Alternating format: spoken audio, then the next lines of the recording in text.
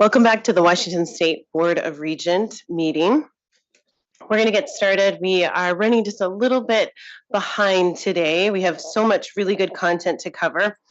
I want to go ahead and open the meeting and then pass it over to our chair, Regent Pika, to kick off our Academic and Student Affairs Committee. So with that.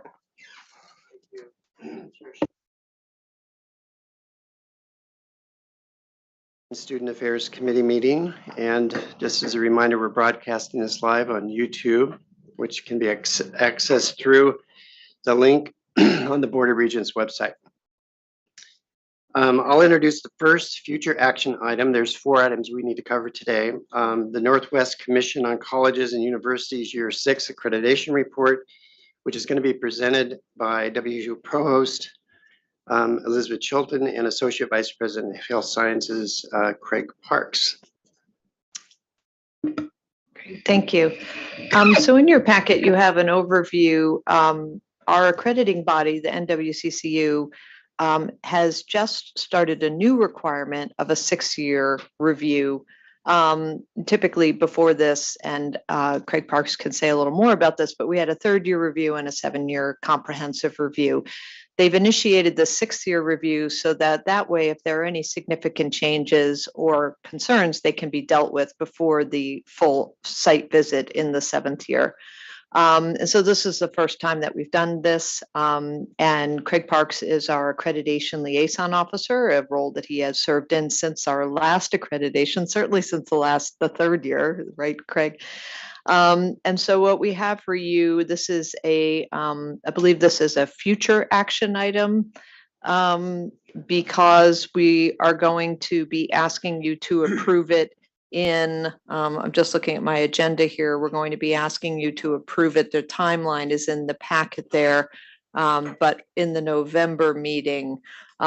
So September to November, the idea is that you, as a Board of Regents, will review the draft report, provide feedback, and hopefully approve. And then in December, we can make the final changes and submit soon after the new year to the accrediting body, NWCCU.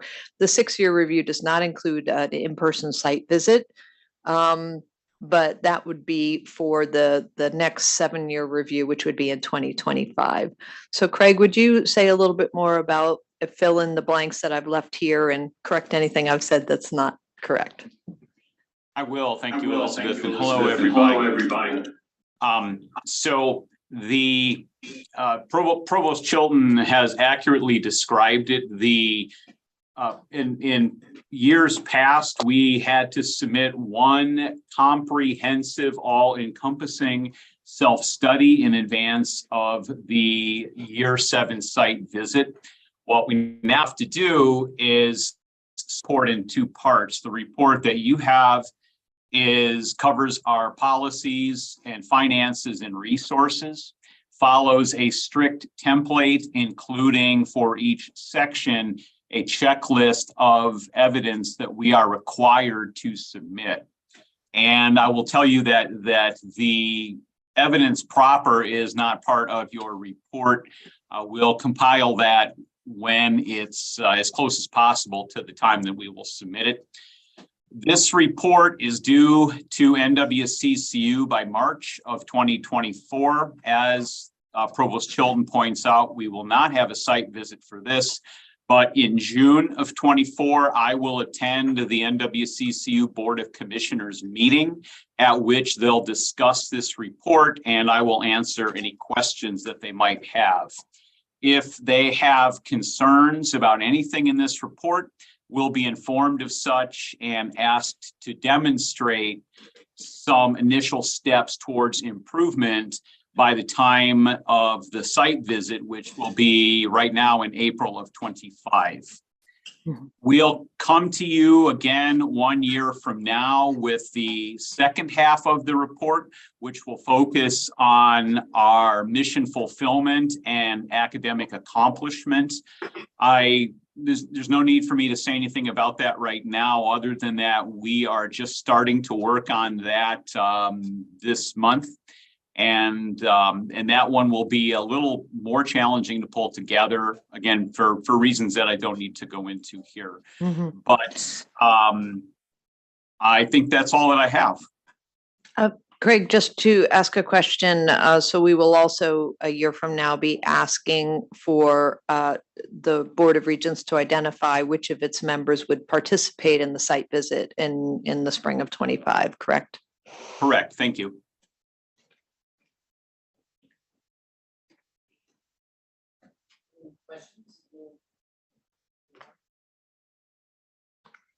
So you will have a couple of months to review and give us feedback and then hopefully approve at the November meeting. So we'll move on to our next item, which is to submit the NWCCU request for an educational location at the University of Nairobi. And again, I'll turn it back to you, Elizabeth. Okay, great. I'd like to ask Dean Borgeson to join me up here. She's going to give a little bit of a background as to why we're requesting this at this time. I'm just pulling up the agenda here.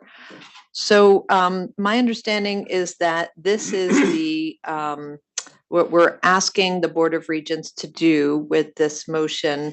And it is a future action item, but if the board approves, we would be happy to have you entertain moving this to an action item, perhaps for the consent agenda tomorrow, or whoever the policies support. The idea is that NWCCU is the body that can designate any location in the world and an educational location for WSU. They do that for our extension sites around the state as well as for our campuses. And so what we're asking approval for is for you to allow us to send to the accrediting body the request to establish an educational location. That is all that we're asking for you to approve here, not to establish any particular degrees, not to provide funding for, but to allow us to ask WCCU whether or not we may establish a formal educational location there. Why we're doing that is why I've asked Dean Borgeson to join us. So if you could give us just a little bit of a background. I will do that. So thank you for having me and inviting me. I'm delighted to provide some background to one of President Schultz's academic goals for this year, which I understand is that objective 4, to expand WSU's presence in East Africa. So the good news, I get to be here to talk about mission and impact, which is really the fun part. So to start with, I want to provide just a really brief overview of the Allen School for Global Health. So this initiative started in 2006. Great ideas from faculty to build on 2 strengths in the College of EdMed, infectious disease and disease diagnostics in the Washington State Lab. It's expanded to a full-on zoonotic infectious disease program, and we've really established that vision quite well, as you know, through the gifts of Paul G. Allen and the Gates Foundation. So we have had a really expand positive trajectory in the areas of research expenditures and sustained excellence, quite frankly, in faculty, staff, and students in the area of global health. So that strategic initiative at the human-animal environment interface has resulted in a sustained commitment, and by that I mean a presence and in-country infrastructure and capacity, especially in East Africa. So unlike a lot of locations where you kind of dive in and dive out, have one project come in and out, WSU is truly highly reputable. It's a to-go. People go to us for long-term commitment and advancement, and it's a really trusted, reputable partner right now. So our annual expenditures in Africa right now exceed $25 million. We've evolved from just research to actually education. And so that expansion of master's and doctoral level education is really important for our own research and innovation, but really important for developing countries. And we can no longer do it by the model of investing a few scholarships, having a few research scholars come to the United States or Europe, get an education. The reason for that is it's never going to meet the human need for education in those countries. But more importantly, it permits brain drain. We are taking the best of the best. Fewer than 50% of those trained scholars return to the countries from which that invested in them. And what it allows us to do is have in-country excellence. We hire faculty and staff in country. They're asking relevant questions for their own country, and they are a part of the fabric of their communities. So we don't disrupt that by bringing them here. in our current model. So we're proposing the first degree to be a joint PhD program. It's kind of beyond the scope of this. And the reason is this integrated partnership with the University of Nairobi, which we already have. So we have faculty, staff, and students there. I think we have about 5 embedded faculty right now. And we have focused global health at WSU on social sciences, health equity, and access for women in postgraduate education since our inception, another strength. These students, we have a cohort of 18 students who are PhD students being trained on 2 first-in-kind training grants. So one from the NIH and one from USAID. They are gender balanced. They're focused on issues that are relevant in country, and they are completing their PhD under the mentorship of WSU faculty, whether they're based in Nairobi or based in Pullman. And that cohort we would like to expand.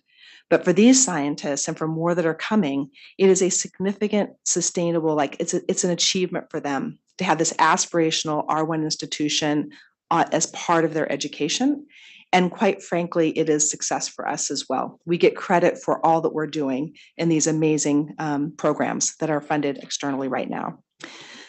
So let me see what else I want to say. So we have, the joint PhD program is what we're proposing first. The WSU definitely has internationally recognized expertise, right? Agriculture, business, economics, engineering, vet med, and also developing programs in rural, remote, underserved communities in the Spokane campus. And the University of Nairobi in particular, we can really leverage those relationships. So the long-term vision, which follows what President Schultz is really interested in, is expanding it to other programs, colleges, as well as to undergraduate education. But I'll be clear, we're really starting with the postgraduate or the PhD programs. So I'm happy to answer any questions. Dr. Tom Kula is here as well, and Craig, if you have any questions about the program or where it came from. So Craig, I'd love for you to chime in a little bit about the NWCCU process. So we need to establish an educational location and have that approved by the accrediting body before we could even propose a degree program that would be offered at that educational location. Is that correct? It is, yes. Thank you, Elizabeth. So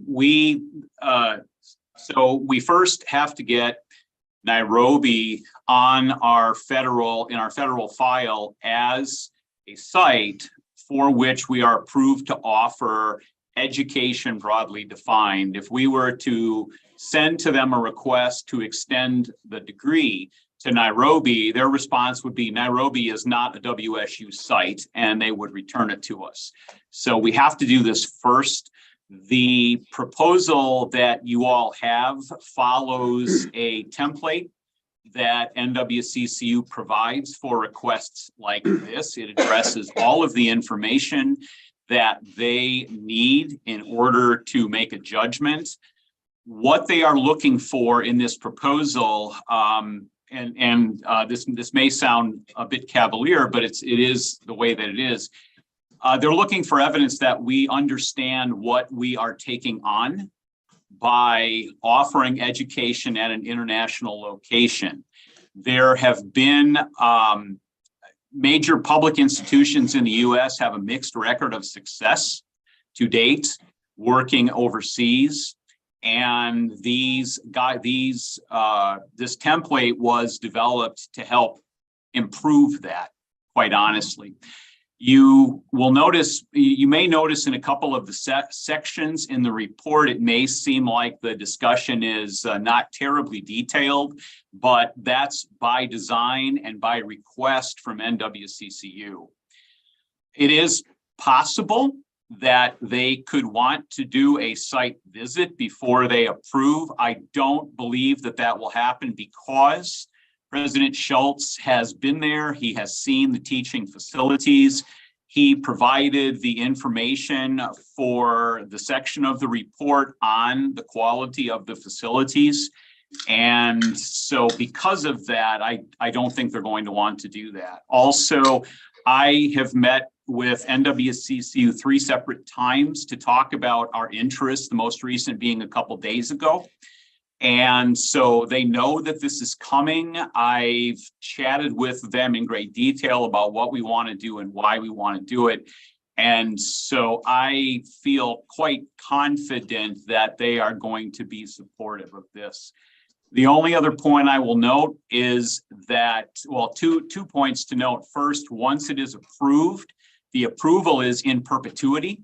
So it does not start some kind of timer by which if we don't propose a degree within 2 years, the approval gets revoked. Once it's approved, then it lasts until we decide to not have it anymore.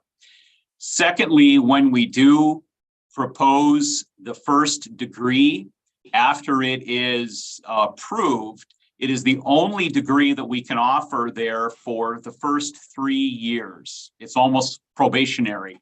After that, we could, in years 4 and 5, we could add 1 or maybe 2 additional degrees, but it's not until year 6 that we could consider the possibility of a larger suite of offerings there.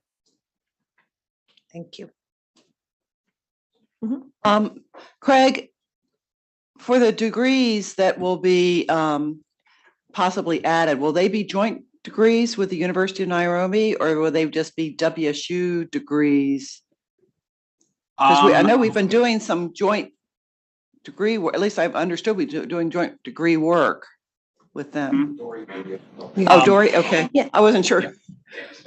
So we, right now, our faculty, staff and students, including faculty who are based in Nairobi, absolutely are serving as PhD mentors, giving PhDs and things like that, but it's through the University of Nairobi. They're not joint. So the University of Nairobi is that degree authority, basically. Okay. So we just are collaborating. We're on it. Yeah, collaborating. okay. I mean, there are faculty, they're actually affiliate or adjunct at University of Nairobi, Okay. but we are named, we are the named PI on the 2 grants right now, the NIH and the USAID. WSU is the named PI on those grants. Okay. So there are faculty, there just are faculty that are located in WSU in Nairobi or in Africa.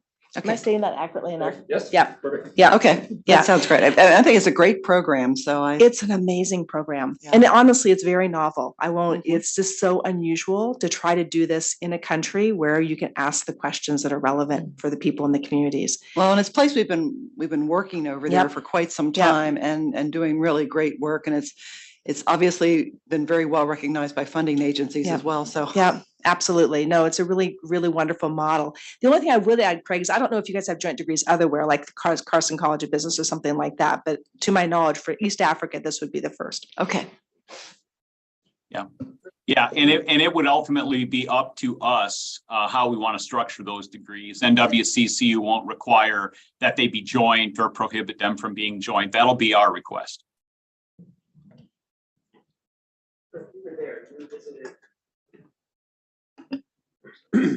You were there, you visited, when was that? It was in January and February of this last year. So Yeah. I was there for about, I don't know, 7, 8 days, and I'm actually headed back in November and December of this year to do a repeat visit and to also see the work that we're doing in Tanzania. So we've been doing it for a long time. I was the Mhm. first president, I think, to be able to visit with our WSU faculty who are there, to meet students that are being advised by WSU faculty and see their projects and see where they're working. So it's fascinating. It's something that every WSU person should be proud of.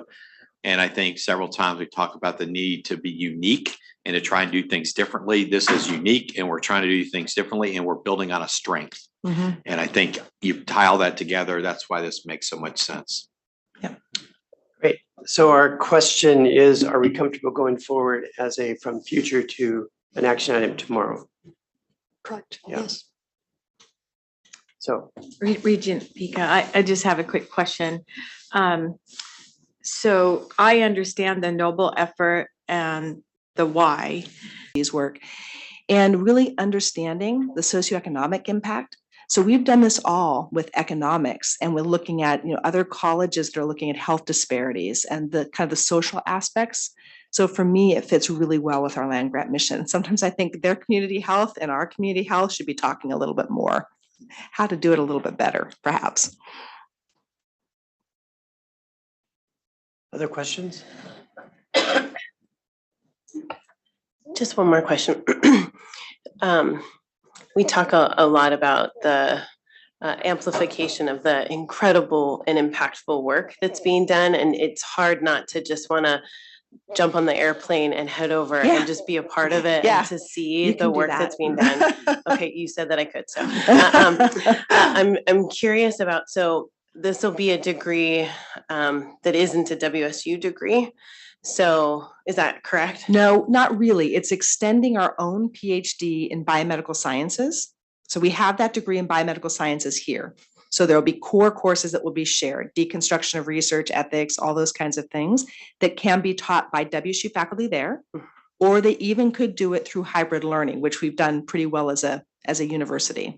So it could be either way. Sorry to interrupt. But we're not asking for approval for any degree programs at this time. We would come back to you with those degree proposals. This is only to ask NWCCU if we can establish an educational location there for them to consider future degrees Right. as we propose them.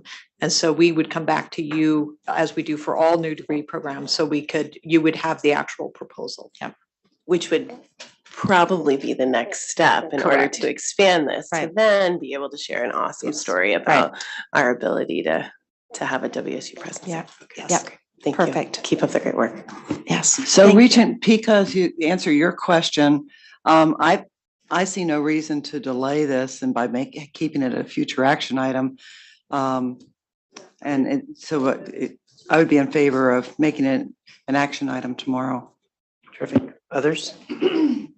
Thumbs up. Okay. Great. Thank you very much. Thank you. It's great. All right, something I know is on many people's minds is our enrollment. When we talked about this about 10 days ago, I think the results weren't quite in, but we're going to, this is an information item that's going to be provided by Provost Chilton and Vice Provost of Enrollment. And that is Saki. not our PowerPoint that's up there. Okay, that is not it. That is not it. And we do have a PowerPoint for this presentation, but that's it. Yeah, we should have a PowerPoint.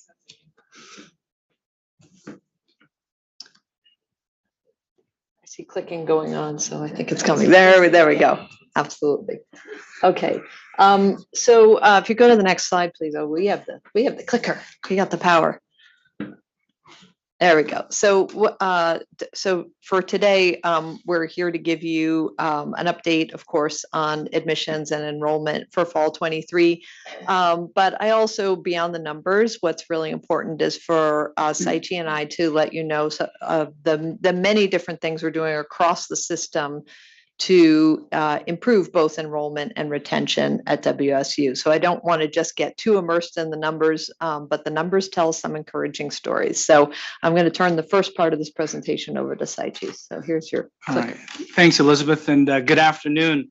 In prior years, we may wanted to have Craig's picture as our PowerPoint, but this year, without bearing the lead, this is the story.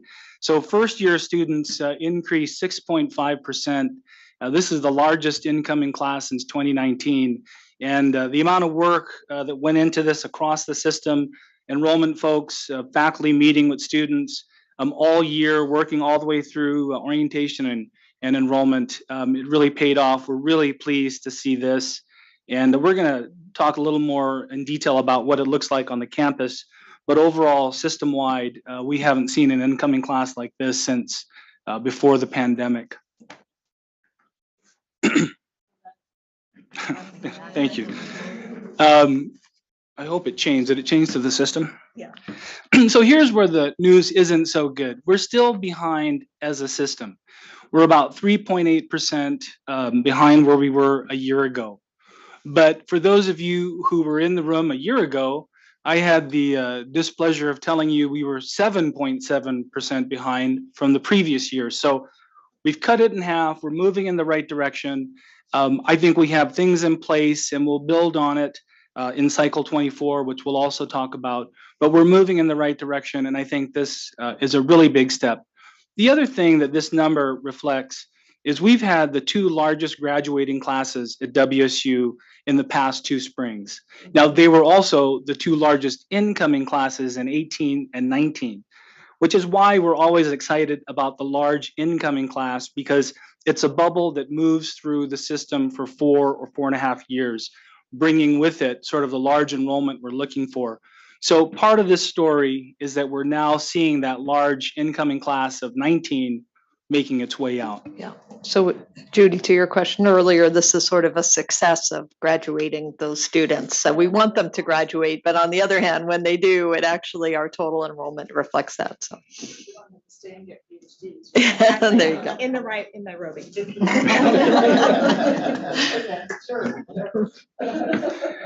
Here's some data on our demographics on our first year students.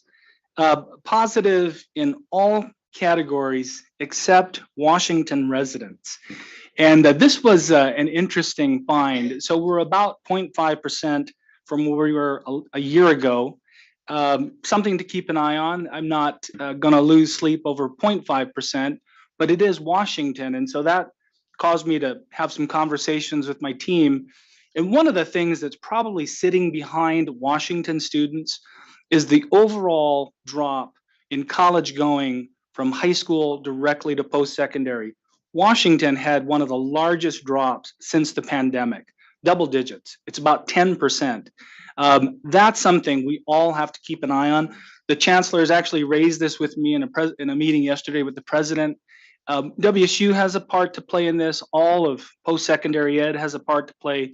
The state has a really big part in helping students move directly from high school into college. I have a quick question on that. Recognizing we're one of the highest in the country, if not the highest, maybe for minimum wage. Do you think that correlates that kids can not necessarily, they don't need to go to college because they're making $20 an hour? Yeah, I think, it started as an anecdote, the old $15 an hour at Starbucks. Well, now it's $20 an hour at Starbucks. And I think it definitely plays into sort of the mindset of a youngster who sees in all the media that the value of college has decreased, the cost of it has increased, student loan debt is something to be concerned with. So I think it all plays into that.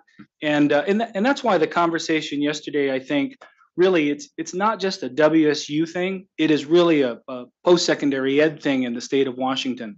It's something really that the state has to grapple with. Again, my other question around that too is we again are 47th, and maybe we've moved, but I think we're still 47th in completing FAFSA in the US. Yeah. Do you think that correlates to some of this possibly, or? Oh, absolutely. And probably just to add salt into our wounds, we have probably the most generous financial aid packages for need.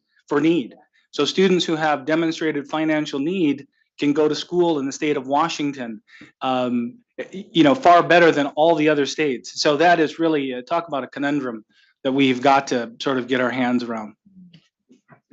Yes. Sir, can I ask for clarification on what this is a percent of? I read it as the percent of students at Washington State University that come from the state of Washington. That is correct for this one. That's right. Which is a very different number than the percent of college age students in Washington that come to university. A fall in that number really concerns me. When I see this number, I think COVID's over. Our international students are coming back.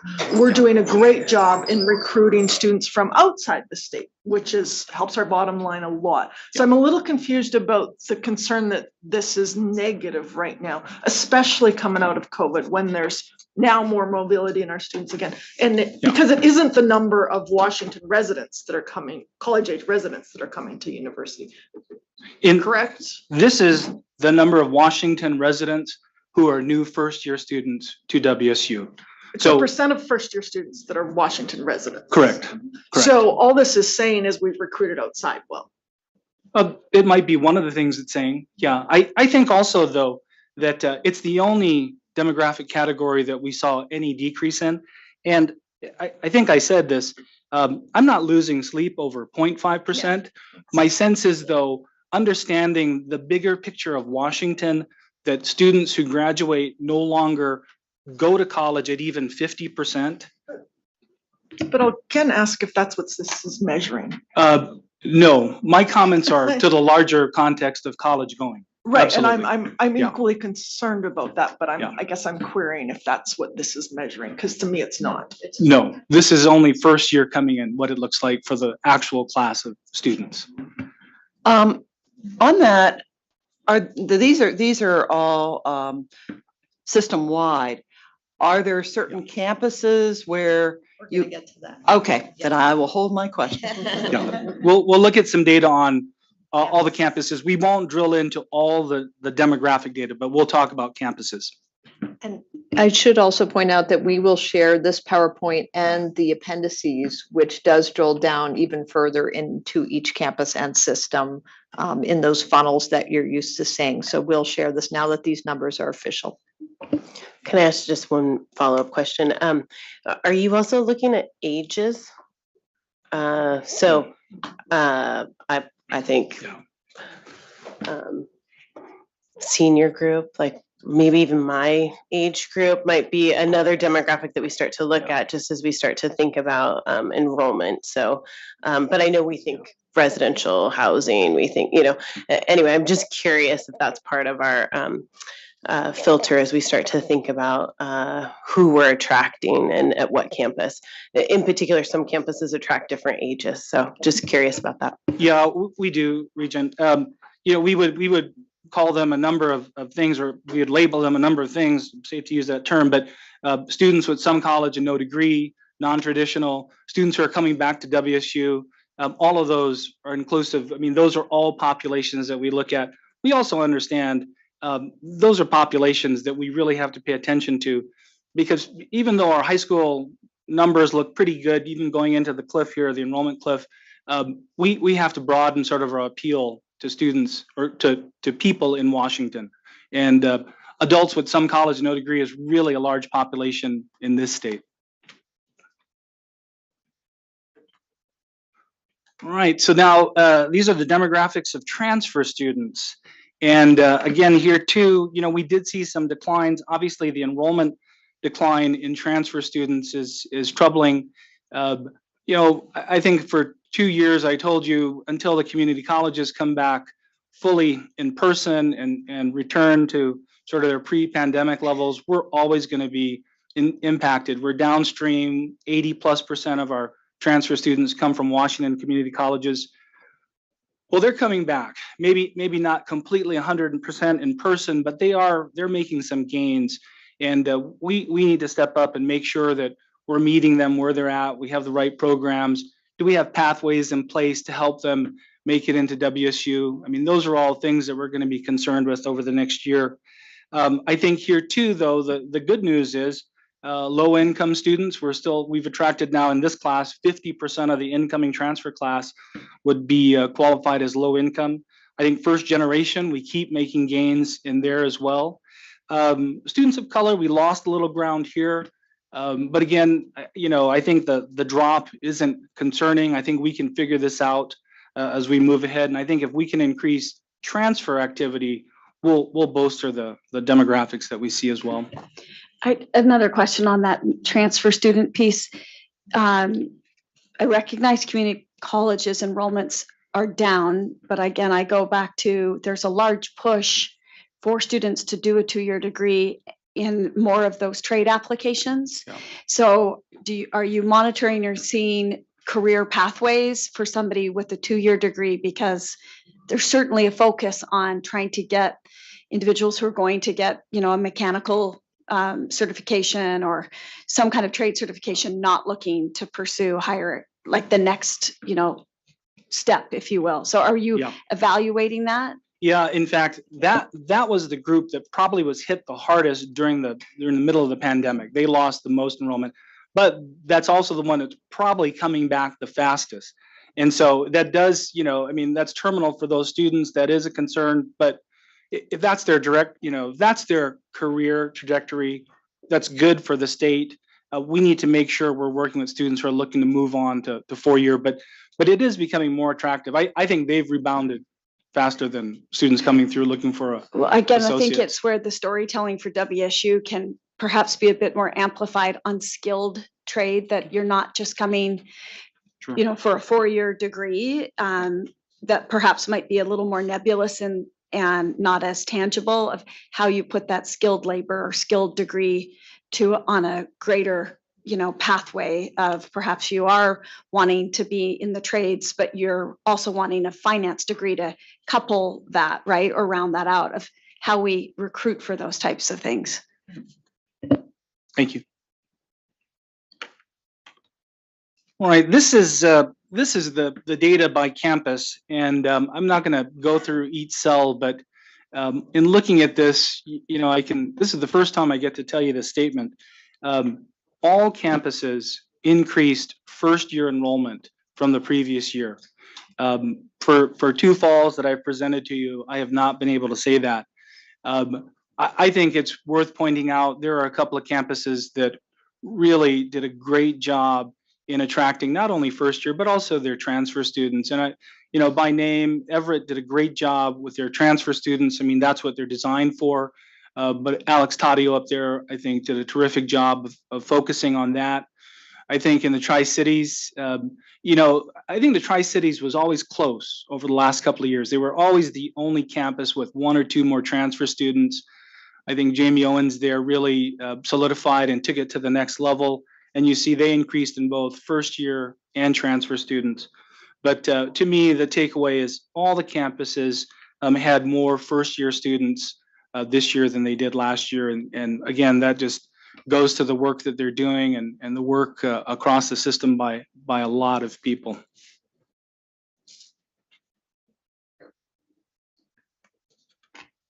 This is going to be the last slide that I have here, and I think Elizabeth. We'll do a little tag team on this. We wanted to leave you with, I think you've all received this data, and this is the census data is now out, but we wanted to just signal a few things.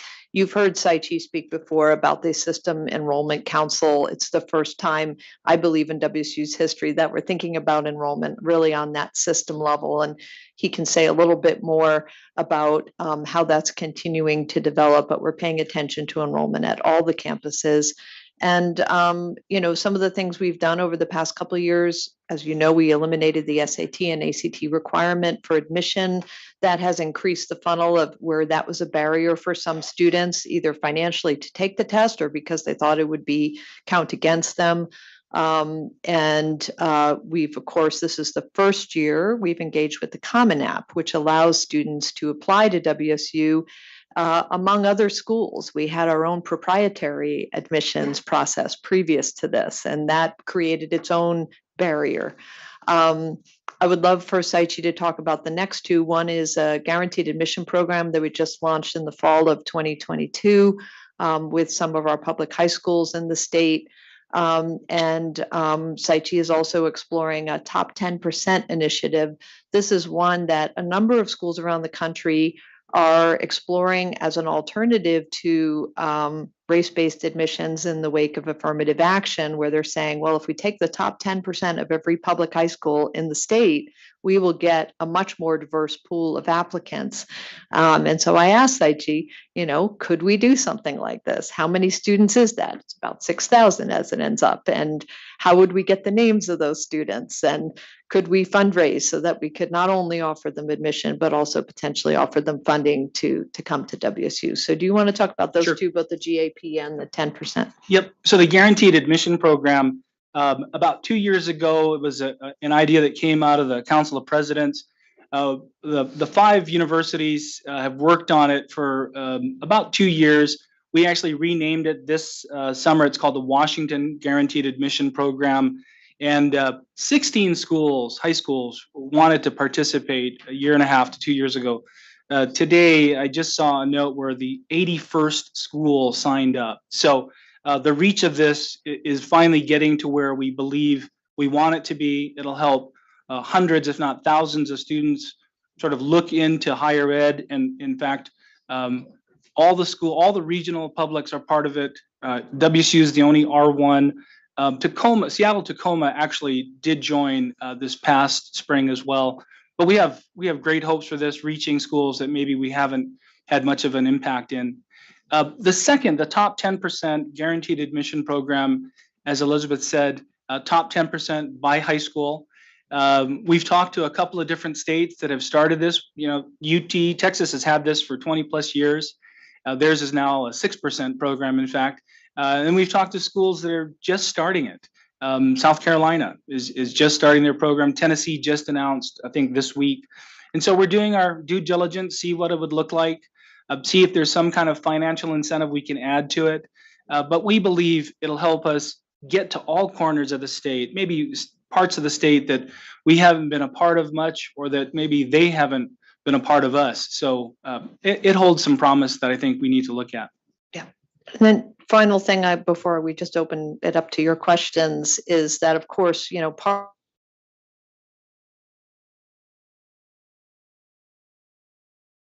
to graduation, and the Saichi doesn't have his hand on the levers as much of those. That takes all of us to make sure that our students are getting all the way through to graduation. So some of the things that we did during the pandemic and are continuing is looking at academic policies that might provide barriers to retention and to completion. For example, we have dozens of reasons why a student might get an academic hold on their transcript and not be able to register for the next semester. We've gone through them using the equity lens and saying, are all of these reasonable? They sort of grew over the years of their various reasons. Is it that you didn't pay this fee, or is it that you had an academic issue? What are the reasons? And so we've eliminated several of those that we just felt were not serving the purpose that they were intended. We want to make sure students stay here and have the support they need. Regent Dickinson, to your point, I've talked to this group before about the core to career, meaning that from your very first semester, we're talking to students about what are the core skills you need, regardless of what your major is. Literacy, good communication skills, critical thinking, group working, all of those things. So our core courses, our general education courses, if you will, emphasize career building skills from day one. And then finally, training our faculty. Our faculty are taking part in the Transformational Change Initiative and other initiatives to really foster a growth mindset. You saw in some of our campuses, we have upwards of 30%, approaching 40% of first-gen students on our campuses. And they, as a first-gen student myself, I know that you don't always have the family backing and experience to be able to support you. And so we're really engaging with our faculty to be able to provide those wraparound services for academic success. So with that, unless Saichi, you want to add anything more, we'll open it to your questions. I have a question regarding the System Enrollment Council. And I was just wondering, is that fully integrated or just in process? Because that's sort of been one thing that's really been wanted and needed for a long time. Sure. We have representatives from around the system. That group actually met for about a year straight in putting together the plan that we presented to the president and chancellor as our strategic enrollment management plan. Mm-hmm. We meet, we have two sort of subgroups of that continue to meet. One of them actually predates my time here and even the formation of that larger council, and that's a net tuition group that was here before I got here. What changed when I got here is we added other folks from the system. Before it was really focused on Pullman only. And then there's another larger group that is really sort of the practitioners across the campus, those staff that actually go out and talk to students. So we have multiple levels of this, but the larger program that Elizabeth discussed, that's really the group that came together and put together our plan. Okay, so if I'm understanding, so I wasn't quite clear, but this is happening on all the campuses and it comes back and it's all well integrated, or? Well, all the enrollment plans, I would tell you this, our system plan sits at the system level.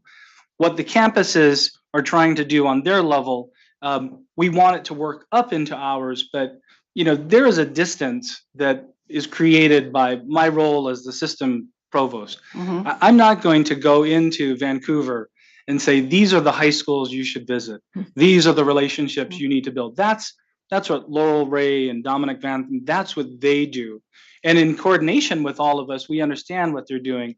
But my role is not to come in and say, this is how you do it. That's not what I'm asking. I'm sort of asking as far as any support services or anything like that. Yes. If that's all being integrated so that the campuses who have their own enrollment management organizations, that they get, that we've gotten to the point where we're really fully supporting the Yeah. other campuses. In some areas, yes. The two areas that come to mind, financial aid is literally through Pullman. Campuses have their financial aid staffs, but most of it is driven by policies at Pullman. But that's because of financial aid is its own sort of animal in enrollment management with state and federal guidelines. The other area that we're now sort of reaching in and helping support is in the actual application process. And I think we still have about another couple of years to go before that would be, I think, in your terms, fully integrated across the system with all the support coming out of Pullman and perhaps another campus as well. But right now we're sort of moving into that. We probably support 3 campuses with application, maybe 4, but ultimately we will have an integrated application system. I mean, the ultimate, the aspirational goal is a single application where students can be admitted to multiple campuses in a single term. I mean, Well, that's I don't want ultimately. to, yeah, and I don't, we got a lot more to do. So maybe next time you come to talk to us, it'd be interesting to me, because you mentioned that there's at least something going on with the being able to get financial support. And I'd just sort of be interested to see how that's coming along, because I think that can be a real holdup, as far as the system this thing is involved with, and it's really important for the students. So I don't want to put us any further behind, but it's interesting to me just because I've seen this being evolving over a number of years, and I'm really pleased with the direction you're going. So Thank you. I'd like to see it sort of continue. Thank you. Yeah. And just a quick comment. I've always appreciated the input that you have on first generation students. I was first generation, and also keeping retention for students, because what we want is students to come to WSU and get their degree, whether that be the 4-year track or, for some that take the 6, but that's what we want. We want them to get their degrees and then potentially start the conversation about graduate programs or PhD programs, because we also want our students to be, competitive in their respective fields. So I've always really appreciated the talks on, keeping our retention, because getting students in the door of WSU is so important, but also, what resources, what are we extending out to them, whatever campus may it be, to keep them there, and also start the conversations on how are we going to continue your education. So I really appreciate that work that's been done. Thank you. Any further comments, questions? Just a comment, and Saichi and all of our enrollment management teams. I mean, I just remember every fall for the last 3 years, all we showed was negative numbers, and we're going down, and maybe next year will be better, and we're going to try this. And it's really, I just appreciate, it's easy when you see 1 year where this stuff goes up to say, hey, let's celebrate that. A lot of this has been multiple years in the making, and enrollment stuff just doesn't change quickly. And all the folks on our campuses, people worked really hard. Saichi has reminded us, it's just like everything in life now, there is no downtime on enrollment management. As soon as we seat this class, we're working on the next one. And I just appreciation for the great job you and your team and our chancellors and everybody across our campuses has done. These numbers are in a very competitive environment, and we're going to keep innovating. Thank you. Well said. Yeah. Thank you, Saichi. Thank you. All right, one more item. We've got Regent Cern. I think you brought this up at our last meeting. We have a presentation on undocumented student support, and we have Vice Chancellor Taylor is here. Welcome. Thank you. First, let me ask for a little bit of grace. I'm getting over a cold, so I may sound a little bit foggy, and I am. And we can just go right into the next, the first slide, please. Oh, I have the clicker. I always forget that. Whoop, now I went too far. Okay. I'm going to be talking about the Pullman campus and the services that we have in place for our undocumented students. And really the touchstone of the work that we do with our undocumented students is the center on the 4th floor of the CUB, the Undocumented Student Center. It's in the same space as our other affinity centers, and it really provides that, boy, I just really sound like I have a cold, don't I? It provides the... You kind of sound like Stevie Nicks, so just go with it. It's good. That's a great It's good, frame. yeah. Thank you. Thank you for that. It provides it's the physical space in which the programming and the professional development and the community building and the other kinds of support can happen. There are a couple of programs I want to highlight that we run out of that space. Mariposas Poderosas is a weekly program that helps students learn sort of focusing on self-care, but through the 3 pillars of resilience that are identified as the hope for the future, emotional openness, and social support. And then Mariposa's creative care is very similar, but using creativity in particular. So setting up weekly opportunities for students to engage in creative activity and participate in self-discovery and empowerment in that territory. We have immigration consultations that we set up in this space. This is in partnership with the University of Idaho Immigration Clinic. And as you can see, 42 students took advantage of this opportunity. They get to ask questions if they're pursuing naturalization, if they have questions about renewing their DACA status, which continues to be at risk. But that's a really important, very practical service that we provide for our undocumented students. And then finally, in partnership with first-year programs, we have a class that, in terms of content, is very much like University 101, or in this case, University 104 classes, really across the country. They're about navigating college, understanding the system, thinking about how what you're doing as an undergraduate student connects with your professional career and so on. But the instructors approach the topic specifically through that undocumented lens. So it's particularly helpful for our undocumented students or those from mixed status families. La Bienvenida is, I would call, a signature program here at WSU Pullman. And actually, this is a multi-campus effort, partly through the support of generous donors. Some of you probably know Bob and Karen Felton have supported the expansion of La Bienvenida to our Vancouver and Tri-Cities campuses. And this is about recognizing that we have students coming to us, and including our undocumented student population, who are often bilingual, but their families may not be. And this is an opportunity for their families to learn what their student is about to experience as a new student at WSU and really understand the systems and get their questions answered in a way that we don't have that language barrier potentially leading to miscommunication or misunderstanding.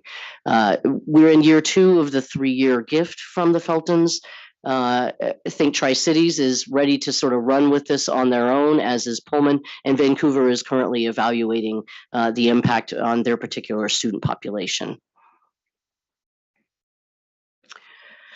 Similar to other ally trainings, we have an Undocu Ally training. This is designed to help faculty and staff who work with undocumented students understand their experience, understand the impact of laws and policies on their experience as undocumented students, and really create that sort of cultural competence, if you will, for staff and faculty to be able to work with these students and mentor them and support them effectively. And then 3 programs, including La Bienvenida, which I've already spoken about, that are in the leadership development territory. These don't necessarily specifically target our undocumented students, but undocumented students are very large subsets of the population that take advantage of them. The CASH conference is one of 3 conferences that we host, and these are student-led conferences, in this case for Latino, Latina, and Latinx high school students. They come for a weekend, and they get to experience what it's like being on a college campus. They get to see themselves. And one of the highlights of these conferences is on the last day, the Sunday, there's a luncheon, and usually about a half a dozen, give or take a couple, students actually learn at that luncheon that they have been admitted. They've completed the application process, they've gone through the application, and they learn at that luncheon that they have been admitted to WSU. And so if they want to come here, they know leaving that conference, I'm in. I can go to WSU and be a Cougar. Coug and go to college. These are amazing conferences. I believe some of you are here tomorrow evening for the multicultural fundraising banquet. That is a banquet that is designed to raise funds for these three conferences. And they really are sort of spectacular, magnificent recruitment tools for helping students see themselves as college students. They don't all choose to come to WSU, and that's okay. We want them to go to college. We, of course, want them to come to WSU, but it's really important that they see themselves as having that potential. And then Conexión is a reception that welcomes all our new multicultural students to the WSU Pullman campus every fall. This is a huge event. It is dynamic and exciting, and it is that way of sort of just right in the fall, in that first week of welcome, letting them start to build community, get to know each other, get to know some of the mentors, the staff and faculty mentors that they'll be working with while they are here.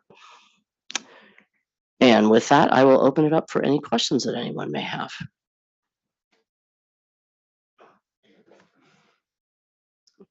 It sounds like a great program. It took me back because when I was being interviewed to be a regent back in 2014, one of the questions that the governor's office staff asked me was, how do you feel about undocumented students attending WSU and whether we have a mission to do it, which I thought was kind of interesting. And, I hadn't really heard a lot about the undocumented population in this type of context. So I'm really pleased that you're doing all these things. Thank you. I just want to say that I really appreciate all the efforts. I know I attended La Bienvenida here in May, and it was a tremendous turnout. It's very emotional for the families. And we had an opportunity at that time because Celestina Barbosa Liker, who came from Spokane, and we spent the day going to all the sessions. But that night at the dinner and the speaking events they had, we met these. There are 5 sisters. Let's see, 4 or 5. Anyway, they came up from San Jose, California, to bring their youngest sister. And the older sisters didn't go to college. They made it through high school. She was the one that was going to be the first one to go. And they were all talking about how they had been separated at the lodging here. They were staying in a dorm, and they weren't used to that, so they weren't sure how they're going to handle her going away from school. But one thing that was funny is that they got stopped by a cop in Portland. And I don't know if they were speeding or what they were doing, but anyway, the cop was a WSU graduate, and he let him go when they told him that they were on their way to come to the La Bienvenida. So that was a good little story. But it's just, I think, very important to the families, and the fact that it's done in Spanish is very important. Yeah, so. I think I mentioned it. I described it as a signature program. I think it's one of the things that WSU can absolutely be proud of that we do that almost nobody else is doing. Does. Yeah, it is. It's really it's very important. What a way to say welcome. Yeah, yeah, exactly. Another hidden benefit of going to WSU is that we have that law enforcement program. So when you are pulled over as someone affiliated with WSU, you might meet someone who's an alum who might, be nice to you. Probably should mention that to Phil Weiler so that he can integrate that into the marketing campaign. That's never helping Important me. marketing campaign. I've never met a Coug when I've been pulled over, obviously, so. Marty, you've never been pulled over. Right. I I would like to have some better understanding, and I think we could do some better education around, again, undocumented students completing the FAFSA form, and then the pathways for them once they've been able to get through that barrier. In the role that I serve at STCU, we've opened our branches and certified over 60 of our employees to be FAFSA completion certified. And we're doing that a lot. The number of bilingual first-gen people and families we're seeing in Brewster and Othello are significant. And it's not widely known that there are lots of options and lots of pathways for undocumented students to be able to take, but they still got to get through that barrier of FAFSA. So Agree completely. I know our Office of Student Financial Services has really worked hard to make information about financial aid options, including the FAFSA and the WASFA, for undocumented students, and there's limits to what undocumented students can take advantage of. Luckily, Washington State is generous, and so I know that they have I know there's one email address that is monitored specifically by someone who's bilingual to help ensure that a student can ask questions and get those questions answered. Again, without any confusion that can just happen when you start getting into technical details where the language transition between English and Spanish can be difficult. I agree with Regent Dickinson. There's so much work to still be done, but just to celebrate what is being done, I got to work, I think, to be one of the guidance counselors last year for La Bienvenida here on Pullman and also on Tri-City. So to say, you know, how emotional, how impactful it was, not only for the families to come here, but also to then see it on my campus, Tri-Cities, and I know Vancouver did one as well, is really, really special. And it really speaks out to, you know, who WSU is, you know, what is the identity we want to hold, and that we hold our doors open to any kook that wants to come in, and that we continue to look for those options, those resources for our students. So just makes me very prideful, makes me very happy. And I just had to give a shout out to the team that's been heading that. I know Marcela Pattinson's been working on that, and you know, your team and your leadership. Just thank you for that work and to what will continue to be done. Absolutely. All right. All right, thank you, Vice Chancellor Taylor. That's it. That's our committee report. Thank you very much. Appreciate that. We are a little bit over time, and we have a very full agenda. So I recognize we may need to take a break, but I would like to keep us moving forward. Given this next meeting was set to run several hours, we will likely need to take a break during this meeting. However, please do what you need to do. I will pass over the meeting to our Finance and Administration Committee Chair, Regent Ramos. Okay, so welcome everyone to the Board of Regents Finance and Administration Committee meeting. It's my first chair role in this particular committee, and I just have to say it's an honor, it's a humbling experience to think that 40 years ago I was just a resident advisor, and now I'm the chair of the Finance Committee. So I would ask my fellow regents to please consider the format of the items presented. We have a lot here. We're certainly open to feedback and would appreciate your input as we move along. We have 2 information action items, 10 action items, 6 future action items, a lot to go over, and some significant changes. We're going to start the tuition discussion earlier than we would normally do in our annual planning cycle. So it's been a real pleasure to get to work with Executive Vice President for Finance and Administration, our Chief Financial Officer, Leslie Brunelli, and Executive Director for Budget Planning and Analysis, Kelly Westhoff, who are here today to present. And I'll pass it over to you. Thank you. Thank you so much. Good afternoon, everyone. Kyle, are we ready? Oh, and like magic, there it is. So just as Regent Ramos said, and sorry, I apparently have been hanging out with Ellen because we have the same cold, and so I will try to get through this without coughing on you. We've had this tuition discussion since January of last year. So we met in January, March, and in May to discuss tuition for the current year for fiscal 24. But now with the change in the state law that allows us to consider tuition, or at least provides the cap from the state for our undergraduate, we are able to consider that earlier. It's great to have followed Saichi and Elizabeth as they talked about enrollment management, particularly financial aid, because this gives us the opportunity to allow Saichi's group to package financial aid more efficiently and earlier so that students are aware of what their package is early. And we're able on the finance side to plan our fiscal 25 budget because we will know what our tuition is. So we're going to go through a series of slides today. I'd love to have your questions, but note again that this is an information item that will bring this back in November for future action, and then again in January for action.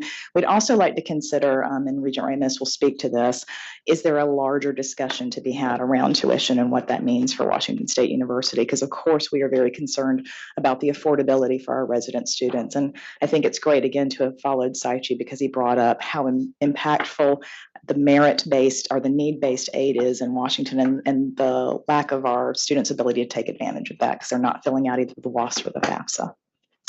So today we'll talk a little bit, I'm going to frame the tuition discussion in terms of the core budget, talk about our revenue drivers, and then we'll talk about the actual proposal. I'm going to cut to the chase. We're going to ask for the cap. We believe the cap will be 3% for our resident undergraduates. That will be known from the state on October the 1st, though we think that we actually already know it because they do the calculation in the spring. And with moving up the law, it doesn't mean that the date changes. So we believe it is 3%.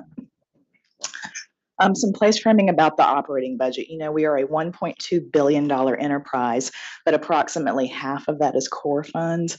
And those core funds are derived primarily from two sources. That's our tuition, which is almost 40%, and then appropriations, which is about 50%. There's a small amount of other funds that come from things like our finance and administrative fee that is pulled off of grant activity, and a few other revenue sources, including interest income, which frankly has grown over the last year as the interest rates have increased and our cash in the bank becomes more valuable. The state appropriations number, it's a success story, frankly, for the state of Washington because the state is supportive of higher education and has provided new dollars. But when those come into us, they typically come for new programs and they are directed to that. Like we'll talk later this afternoon about INEF at the Tri-Cities campus. That's a fantastic program, but it is a specific thing and it's not covering our base operating costs. They also provide funding for our salaries, but they don't provide 100% of the cost for our salaries when those go up. So we are left having to use part of our tuition to cover that. So that's an important thing to keep in mind as we move forward. When we break down our tuition, the largest portion of that comes from our undergraduate student body. That's 82% of our tuition is derived from those students. Graduate is at 4%, and there are a lot of graduate students, but most of those students are incentivized to be here. They receive either a stipend or some sort of a graduate assistantship. So while they're in numbers, they're significant, but they are mostly incentivized to be here. And then our professional students are mostly paying. Those are things like our MBA programs, but also the medical students as well. No need to belabor this when Saichi talked very lovingly about the enrollment and the wonderful increase that we've seen in our first-year students this fall. But you can see what he was speaking to, particularly those students who started in the fall of 20, the fall of 21. Those are those larger classes that will graduate. We had our largest graduation in May of this past year. We'll have another large graduation in May of this year. So the students moving through progression, great. We love a 4-year graduation rate, but that will bring down enrollment. So as we already start thinking about fiscal 25's budget, next year's budget, we will have to include the fact that enrollment is likely to be down unless there's a tremendous increase in the first year class. So if we look at this current year, Saichi talked again about enrollment, and that this information is a little bit dated because it was the first day of class back in August. And we're still doing the work to tie the enrollment numbers that he showed with the 3.8% change to what the tuition is per student. So we have to get that down to a net tuition per student number. So we budgeted that we would be down 4% year over year. We look like we're going to be down about 3.8%, so that's a gain, but that 0.2 might be a few new dollars or it might not. We'll know that in the next week or so. Just for some more place framing, we talked about this back in March and in May. The higher education price index, sort of comparable to the CPI.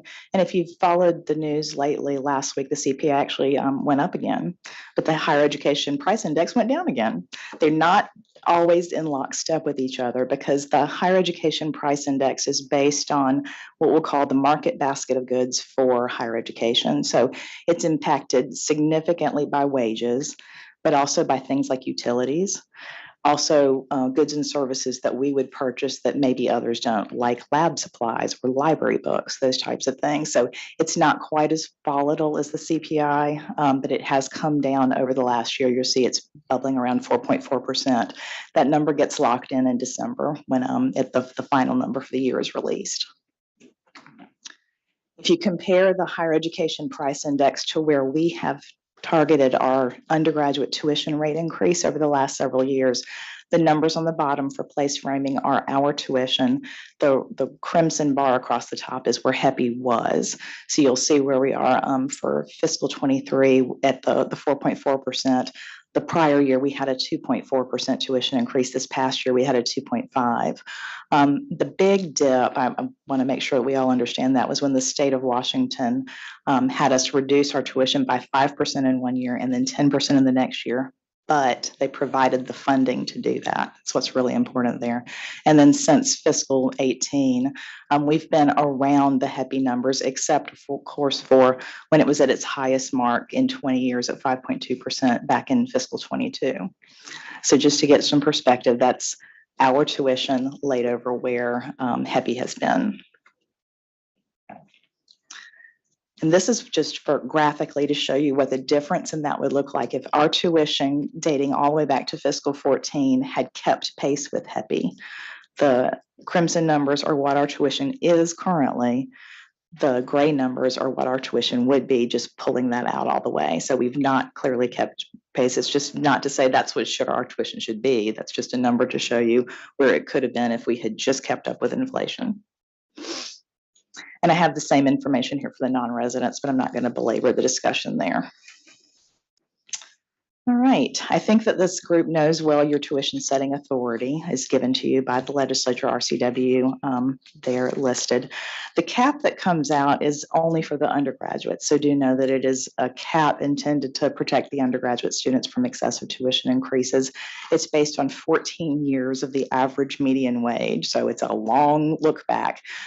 With the inflation and the wage increases that we've seen in the last 12, 18, 24 months, you'll see that way out in the future as that becomes part of the metric and the lower years drop off. Just for some comparison's sake, going back to fiscal 18, you can see the years that WSU has been under the cap. Those are highlighted with the little red bar there, just to show you that we have tried to keep pace with affordability, understanding this is such a significant decision that the board makes to impact the affordability for our student population. And here is our proposal for fiscal 24-25. You can see each of our undergraduate rates and our graduate rates, the current rate that is available for the student, and what we are proposing. Those ranges are increased by 3%. You'll see the dollar change beside each one of those. And I'll pause here and see if you have any specific questions about this.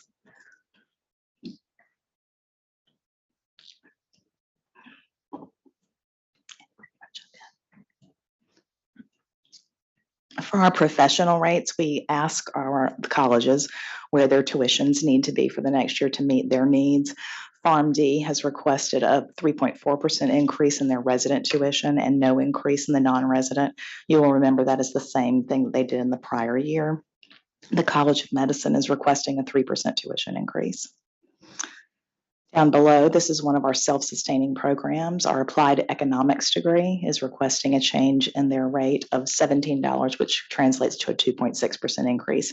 That's a per credit hour rate for each class that these students are enrolled in.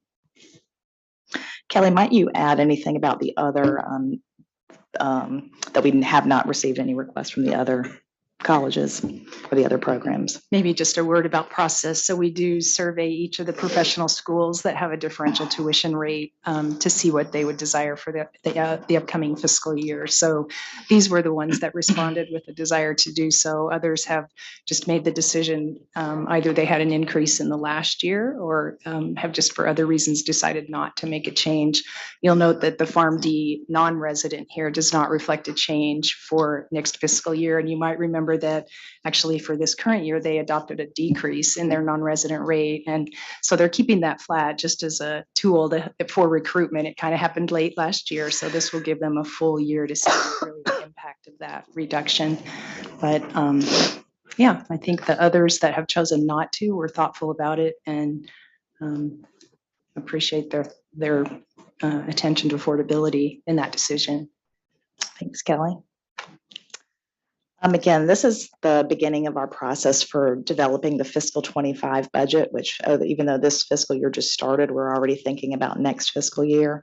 Again, with the larger class that will graduate in May from our undergraduate side, we will project a small decrease in the overall enrollment, even though we're hopeful that Saichi and his team across the WSU system, they're able to bring in more enrollment.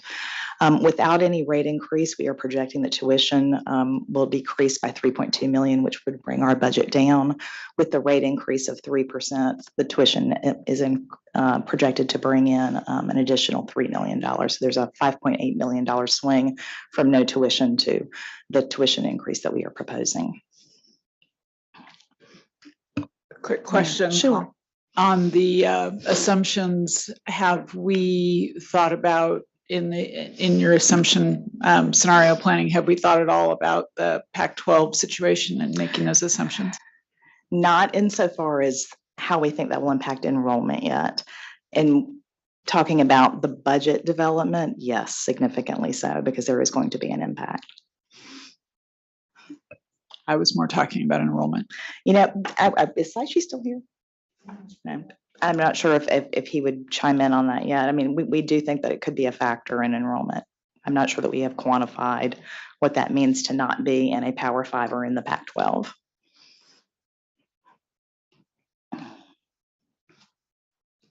Our next steps is to bring this back to you in November of 2023 as a future action item. We will then engage our students before November 2023 and into the spring semester to gather discussion from the students. That includes also the student activity fees. We are not bringing forward the fees on the same schedule as the tuition. They will be staggered a little bit, but we're hopeful that we don't have any tuition or fee items on the May agenda, that we have all that wrapped up by March. And then finally, of course, the final decision would be January 2024 if this is successful moving forward.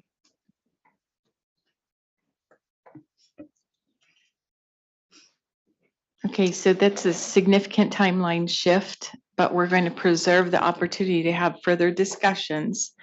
And one item, and I know Vice President Brunelli is tired of hearing me say this, but I am really curious for all the potential students in the state of Washington and the choices that they have in the state of Washington. How does our tuition, compare to other schools? I don't know if that's a fair question, but I do know there's a particularly large school in Seattle where their tuition is less. Mm-hmm. So we're competing for students' hearts and minds.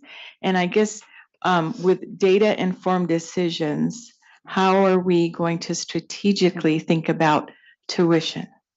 And okay, so that's kind of a big question, and we're just asking everyone to help us with this journey here. Right. Okay.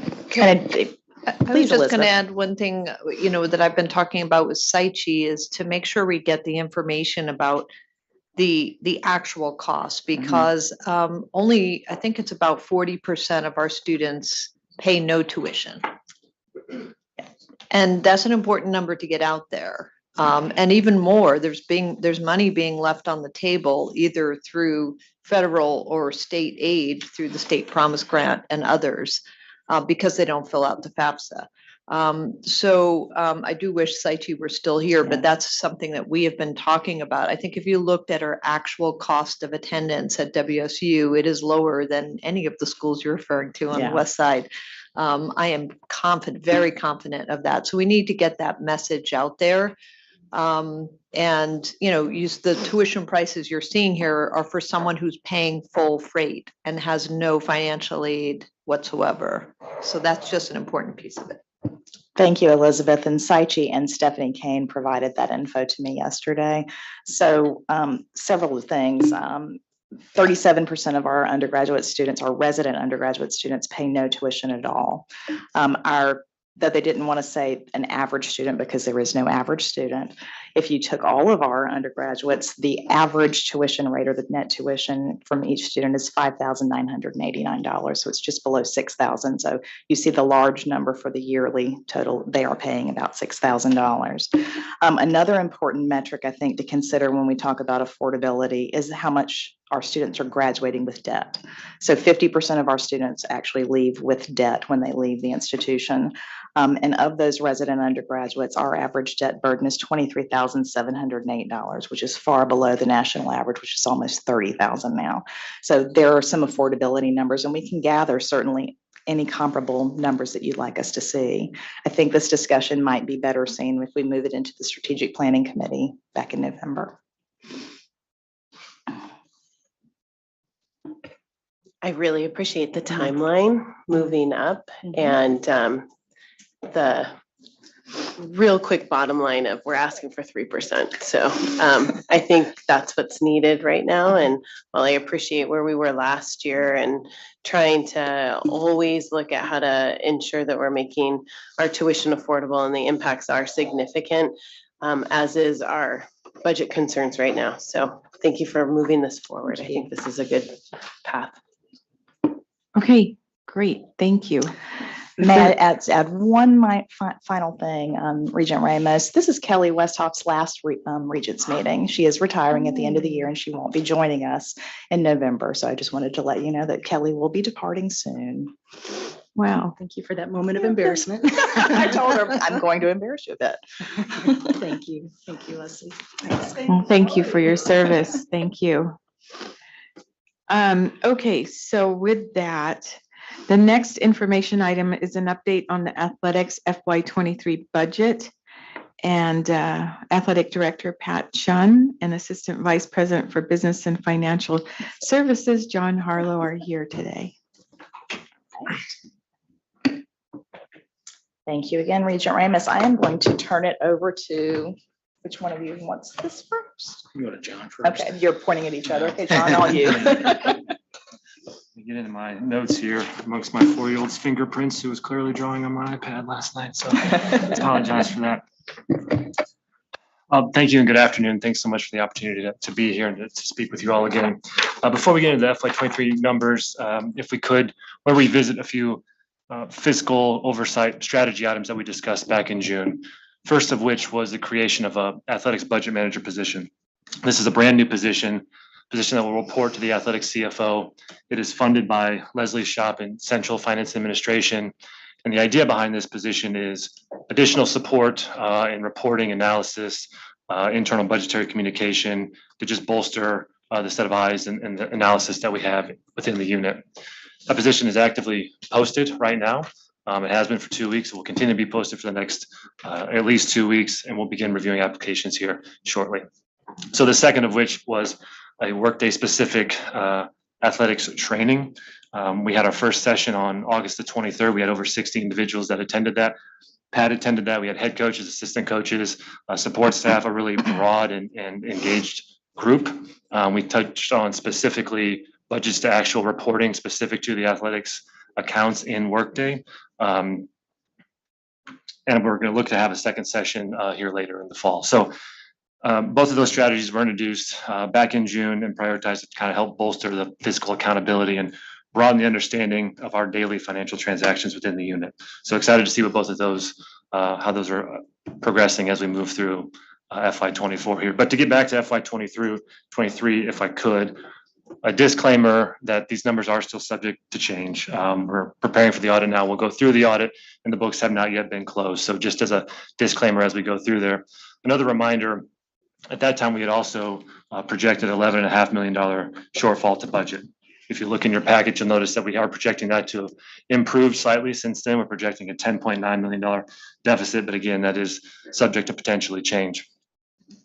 We'll start with the revenues if we can there. We finished FY23 with $77.1 million in gross $77.1 million in gross revenue from operations. This is the highest mark that we've hit in athletics. However, that translates to a $3.5 million deficit to budget. You'll notice though our largest line item shortfall there is almost a $5 million shortfall in Pac-12 related revenue.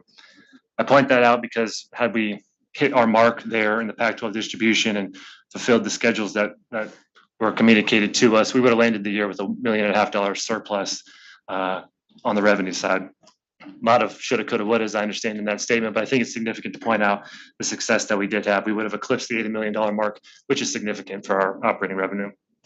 Some of the success stories we did have related to revenue: $200,000 surplus in tickets, fundraising, $1.9 million surplus. This is the annual fund, our capital contributions and program specific donations.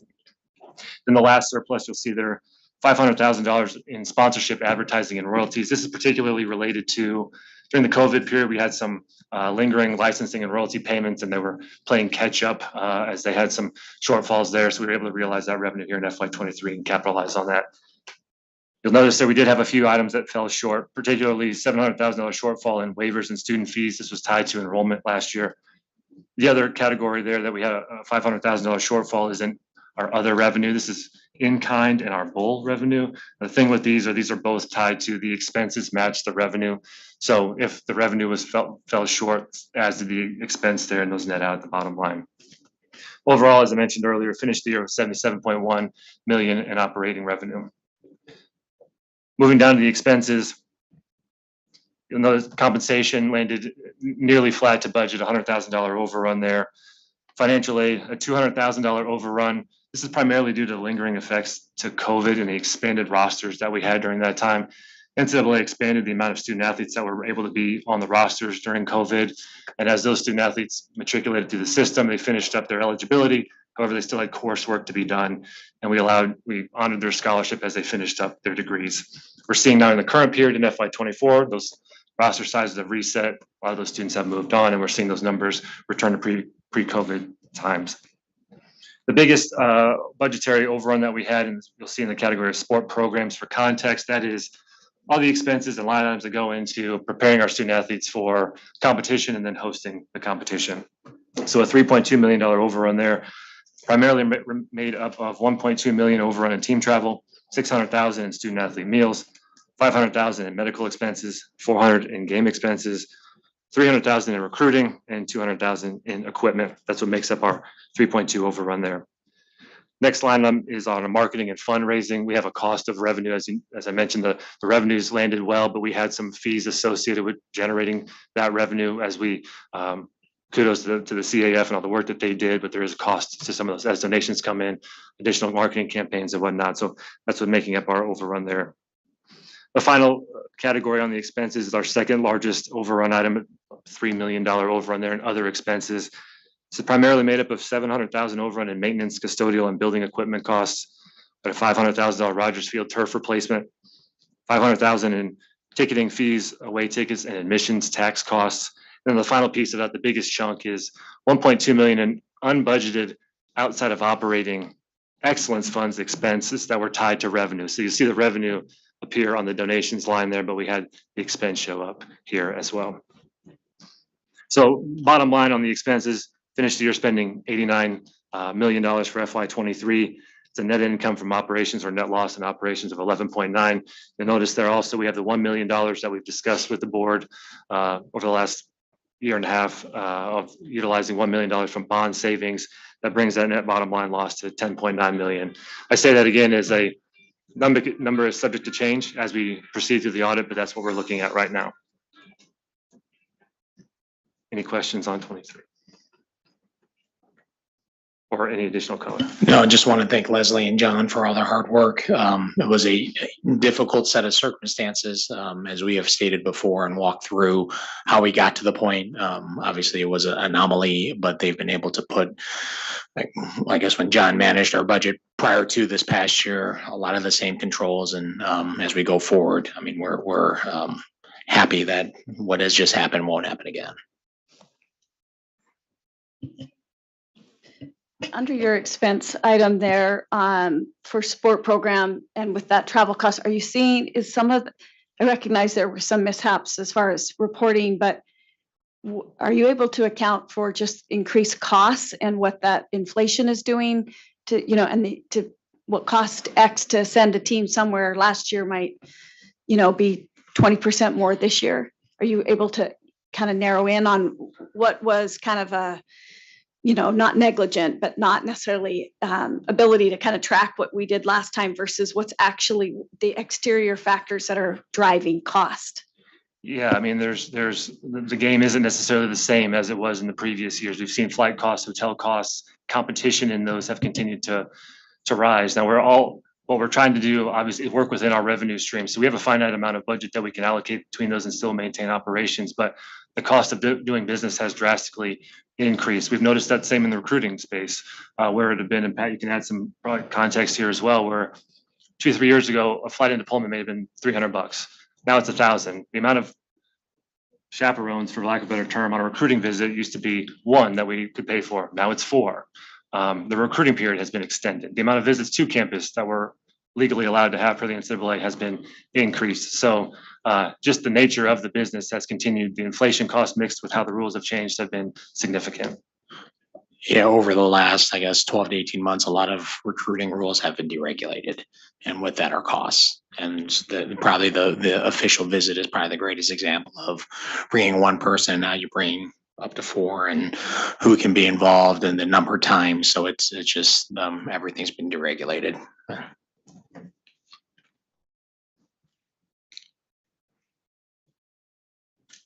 Did I hear you right that, does it cost us to go to a postseason, like a bowl or something? Is that what you were?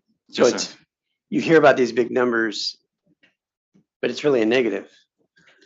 Yeah, oftentimes the subsidy that comes from a particular bowl participation is not enough to cover the travel to get there. And beyond bowl, you know, as much as we want to cheer on our teams, and we absolutely do, all other sports as well, there's a significant cost to postseason play. So there's a price to being good. Yeah, it's a stipend more than cost coverage. Yeah. I have a question, Pat. When you say unregulated, Deregulated. deregulated. Yeah. Okay, I'm sorry. Okay, deregulated. Is that But it's ultimately unregulated. unregulated? Right. Yeah. Okay. Is that an NC2A thing or what? Yeah, it's a byproduct of, I mean, the Supreme Court decision, I think 3 summers ago, that ultimately we have to look at everything through antitrust. So a lot of the deregulation comes with an understanding of what the NCAA should have rules about and what it shouldn't. And really, that's why it's so much deregulation has happened. Even, you know, that's why there are no limits on coaching staff sizes. Okay. Okay, and just maybe one more comment to add to our accountability system. We have a committee that has oversight responsibility and meets once a month. I'd like to thank Regent Cerna, Regent McDonald, and Dr. Paul Skilton in helping us with that committee oversight. So if there's no further discussion, we're going to move on to action items. And we're going to continue on with athletics and talk about our fiscal year 2024. So back to you. Yeah, just I know John's going to jump into it, but obviously our teams are performing, I would argue, at their typical levels, but I think it's well documented. With our I guess 3 team sports, we're one of 3 Power 5 schools that are ranked in all 3: football, soccer, or women's soccer, and volleyball. Since Sunday, just a couple quick items. I know John will jump into it. Just since Sunday, we sold more than 2,400 single game tickets for the duration of the football season. That type of activity is double than a normal week for us. Our single game tickets are up 7.5% compared to the last non-Apple Cup year. Obviously, there's spikes and decreases relative to if we're hosting. Really, it's a double. We used to host Oregon and Washington in the same year, but we're up relative to that. And then our Cougar Athletic Fund, we did a virtual campaign that should net around 170,000. And even on the Wisconsin game, we set a Gisa Field record with gross sales for concessions. So that was at $210,000. And this comes on the heels of last year. We actually had a 40% increase in overall concessions. So in a quote unquote non-Apple Cup year, those are significant markers for us. And before I hand that over to John, I want to explain why we're bringing this forward again as an action item. You'll remember in June at the Regents retreat, we brought forward the athletics budget for your approval, but at the time that we did, it was out of balance. There were more expenditures than revenues. And just like Pat just mentioned, the changes with the Wisconsin game and how that will evolve over the year, this is a fluid situation. And certainly the condition of the Pac-12, there are things that are changing almost daily with us that may impact our distribution at the end of the year. So at the time that this material was printed, it was in balance. And we're going to ask that you approve it as it was printed when this was done. The out of balance, it is still out of balance because we know there will be a Pac-12 shortfall because of the Comcast issue. But this is going to change throughout the year, and it's going to change almost weekly, if not daily. So right now, we were in balance when this was done, and that will continue to evolve. Yeah. Thanks, Leslie. Maybe starting with the expenses, we've closed 2 fiscal periods thus far through FY24. Thus far, as we're looking at, and we're through 4 compensation periods. Thus far through both of those, we are on pace with compensation and with financial aid. So encouraged by that, we continue to monitor that very, very actively. Moving to the sports programs, we're tracking well to budget. We're on a much lower pace this year than we were in our spending last year, which is encouraging. I say that with a little bit of hesitancy in my voice because I know it can change in an instant. As Leslie mentioned, there's conversations going on all over the country that have a direct impact to us that are a little bit out of our control, but we're certainly doing everything that we can to control on our expense side. I mentioned the budget, the workday training that we did earlier. We've also implemented, thanks to Brandy and Pat, additional expense approvals that require multiple signatures to get certain items through. And so the idea is to marry the workday training and have an understanding of being user kind of end user friendly there, marrying that with the approval process to understand where you are, the expense you want to spend, and where you want to go. And that's our process there for additional transparency and oversight. So switching to the revenues, we have reforecast a few items there. You'll notice we reforecast our fees due to our enrollment, and we also reforecasted down the sponsorship and royalty revenue slightly based on the last available reporting period that we saw. Pat mentioned some of the upticks that we're seeing in fundraising and tickets. I emphasize, and I know this isn't a marketing time, this is the Board of Regents, but calling all Cougs, our biggest opportunity to impact revenue is in ticket sales and donations. And I say that with emphasis, that is still, we need you and we'll take it, but we're seeing the positive upticks this year, which is encouraging. Unless there's any other items there, that's all the information I have thus far for 24.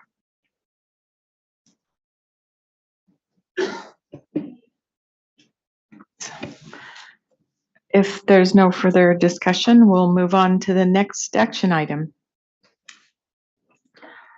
All right, so we are going, sorry? I believe that we need a motion to adopt this one. Is that tomorrow? That's tomorrow. Gotcha. Thank you. I'm already confused. Thank you. I know. Yes, we will try to do that tomorrow. Thank you. Okay, good. This is all right. Cool. So we are going to move on then. So thank you, Pat and John. Let's see. We are going to revisit the proposed revisions to the Washington Administrative Code 504-45. Leslie will continue to present, as well as our Director for Policy and Governance, Danielle Hess. Great. Thank you, Danielle. Yes. Would you like me to Yes, please. start? Okay, Thanks. great. Well, with any luck, this will be the shortest action item of the bunch. So you've seen these proposed revisions before as a future action item in May. There have been no changes. We did have a public hearing and we received no oral or written public comment. So, just to briefly summarize, we're trying to streamline our operations. We've taken a number of steps, and changing our rules to help us do that is one of the many steps that we're taking. If the regents approve these changes tomorrow, they'll go into effect 31 days after the regents' approval. So we'll be scrambling to put into place some of the new things that we're going to be doing. Any questions? If not, I will get out of here. That was pretty brief. Well, we like the word streamline and efficient in our finance committee. So, I'm sorry, go ahead. I just appreciate Danielle's work on a lot of these policies and codes. They've needed to be updated forever. And Danielle's been able to really work and focus on these. And as we run through our internal approval process for other types of things, I think the board's going to get used to seeing updates and streamlining and things like that. But it's a couple-year project. This isn't the kind of thing that we can just knock out. So Danielle has done a lot of hard work in this space, and it's going to start making a big difference on just us being more modern in the way we do things. Thank you. I'll add modern to my list. Okay, so thank you. Yeah, thanks, Danielle. Okay, so we're going to shift now into our capital projects and Can I interrupt you? I think that we missed the Vancouver student technology fee. That Danielle says she had the briefest. I think this actually might be the briefest. This was the allocation of the dollars that the student committee in Vancouver allocates for the tech fee. This is an item that normally would have been done back in May, but their work was not quite complete. And so that information is in the packet for this approval. got it. Thank you. All right, so we're going to go into a marathon session on capital, Yes. but I am excited for a conversation later on where we have an innovative, streamlined, modern proposal for our smaller capital projects as we bundle them. So I'll turn it over to you, Leslie, and to Yes. Olivia. Yes, we have a large number of capital projects, which is a great thing because frankly, there's nothing more exciting on a college campus if you work in this space than to see cranes. And so there are several things that are going to bring cranes to this campus very quickly. Some of these items are from the success of the legislative session. So a lot of deployment of state dollars, which is very exciting. There are a couple of athletic projects. And some projects that are funded by philanthropy. We like that as well. And again, Regent Ramos alluded to this. Olivia and her team have thought through a way to more effectively and efficiently utilize the state dollars for MCI and MCR for our improvements and renovations so that we are grouping these things together to affect them as quickly as possible so that we would never possibly leave any state dollars on the table. And with that, let's move on to Olivia. Okay, thank you, Leslie. Good afternoon. So to be efficient, Regent Ramos, I'm going to group action items 4, 5, 6 together. These are 3 items, 3 projects that were funded by the legislature in the 23-25 session. We presented these to you in May, and this is $10 million for Pullman Connors Not Dairy to address the deficiencies in the facilities, the barns, and the in underground utilities. There is a Spokane, what we call Biomed Health Science Phase 2, also known as Team Health, $7 million for design and site prep, which is removing some old buildings by Jensen Bird. Finally, the third of those is Pullman Vet Med Bustad. This is renovating portions of Bustad that were vacated when Waddle is Washington Animal Disease Diagnostic Lab, when Waddle moved into Global Animal 2. And so we're taking $8 million to renovate that to support SIM education for vet med, which also crosses outside the college. So those 3, I think, are pretty straightforward, and I'm going to just keep going, and so stop me if I'm too fast. So note that's $25 million in state funds that we're deploying. In 2 minutes. Did I hear you correctly? We're going to get rid of Jensen Bird? That's what I thought I No, heard you say. Not yet, not yet. But if there are people who, we can arrange a naming opportunity for that if there are people who are interested to sign up right now. Now we're taking care of the little buildings by Jensen Bird. The next one is actually, I will take the next two together. They are Taylor Sports Complex. She's looking around for For our AD Yes. first. Sorry, we're trying to be efficient, Regent Ramos, and go fast. So items 7 and 8, Taylor Sports Complex. This is a new building that replaces the air-supported structure. I keep calling it the bubble. It's the air-supported structure, which houses our indoor practice facility. I'm going to let Pat talk about the value of that and the history of that. Yeah, $27.2 million in private philanthropy. No institutional dollars or university operating budgets are being used, exclusively funded through philanthropic giving. No borrowing or financing will be used.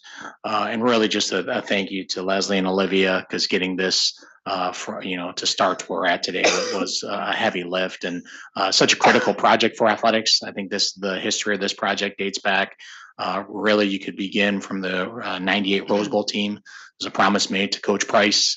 We were at that time, one of the last schools to have without having an indoor facility to practice in during the winter time. And there was a fundraising campaign that ultimately led to the air-supported structure, fell short of a permanent structure. And then the bubble has outlived its life, essentially. And really, when you look at this building, it does represent the power of philanthropy for athletics. I mean, this is the largest project that we've gone from $0 to full funded relative to philanthropy, and really symbolizes the kind of support that Washington State as a whole has throughout its constituents. And with this and the Champion Center and other projects on the horizon, our team with partnering with Mike Connell and the foundation have done really significant work relative to galvanizing donors. And when we were talking about attendance, and I know we're going through a little bit of a rough patch here in athletics relative to this conference piece, but I mean, it's clear. I think if you watched the game Saturday night, it is clear the Cougs are galvanized behind Washington State. So to recap, we're requesting approval of the budget at 24.7. This reflects the cash that we will be receiving by December of 24, which covers the life of the construction project. As Pat said, there's future pledges that will be turning into cash into 2027. So because we typically in facilities capital projects, we operate under, we commit based on the cash we have. And so the cash that we have by the end of December in 2024 is 25.3. So we picked the middle number, 24.7. That's our working budget for the design build team. And so we're asking for your approval of that particular budget. And so there are no questions. I'd like to then roll into what are we buying for that. And before I do that, I was remiss. First, I would like to introduce Jason Bearlocker. There he is. You might have seen Jason before. You may know Jason from Vancouver. He's one of our top project managers. He's actually got 3 of the 3 projects that we are bringing to you today. And so the project was, we used Design Build to pick our design builder. They are here today. We have Rob Decker. He's with Garco out of Spokane.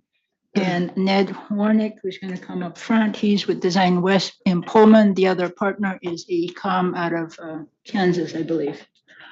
So when we solicited this design builder for this project, we actually thought we would have a smaller building, 80 yards versus the 120 yards, because we have a very clever design build team who, perhaps in addition to efficient and streamlined and modern, we want to focus on squeezing blood from the turnip, which is what we did with this thing. We made every single dollar count. And this team has been very aggressive in doing that. So I'll let them talk about that in a minute. The other thing I would say is that as with all projects, all buildings, we ask our design teams to take a look at the campus context, the overall context, as well as the immediate context, and make sure that the building looks like it belongs. And so we like to, architect talk is, the buildings have a lively conversation with each other. It's like, hi, I'm baseball. Oh, you must be indoor practice. You must be Taylor, that sort of thing. Anyway, I'll stop now and let the real architect take over. Ned? Thank you.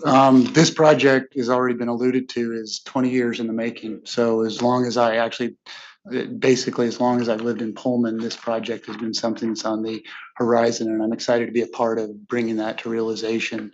I actually have the light lifting in this, the fundraising, and all those people that have gone on before. I get to be the one that helps carry it across the finish line.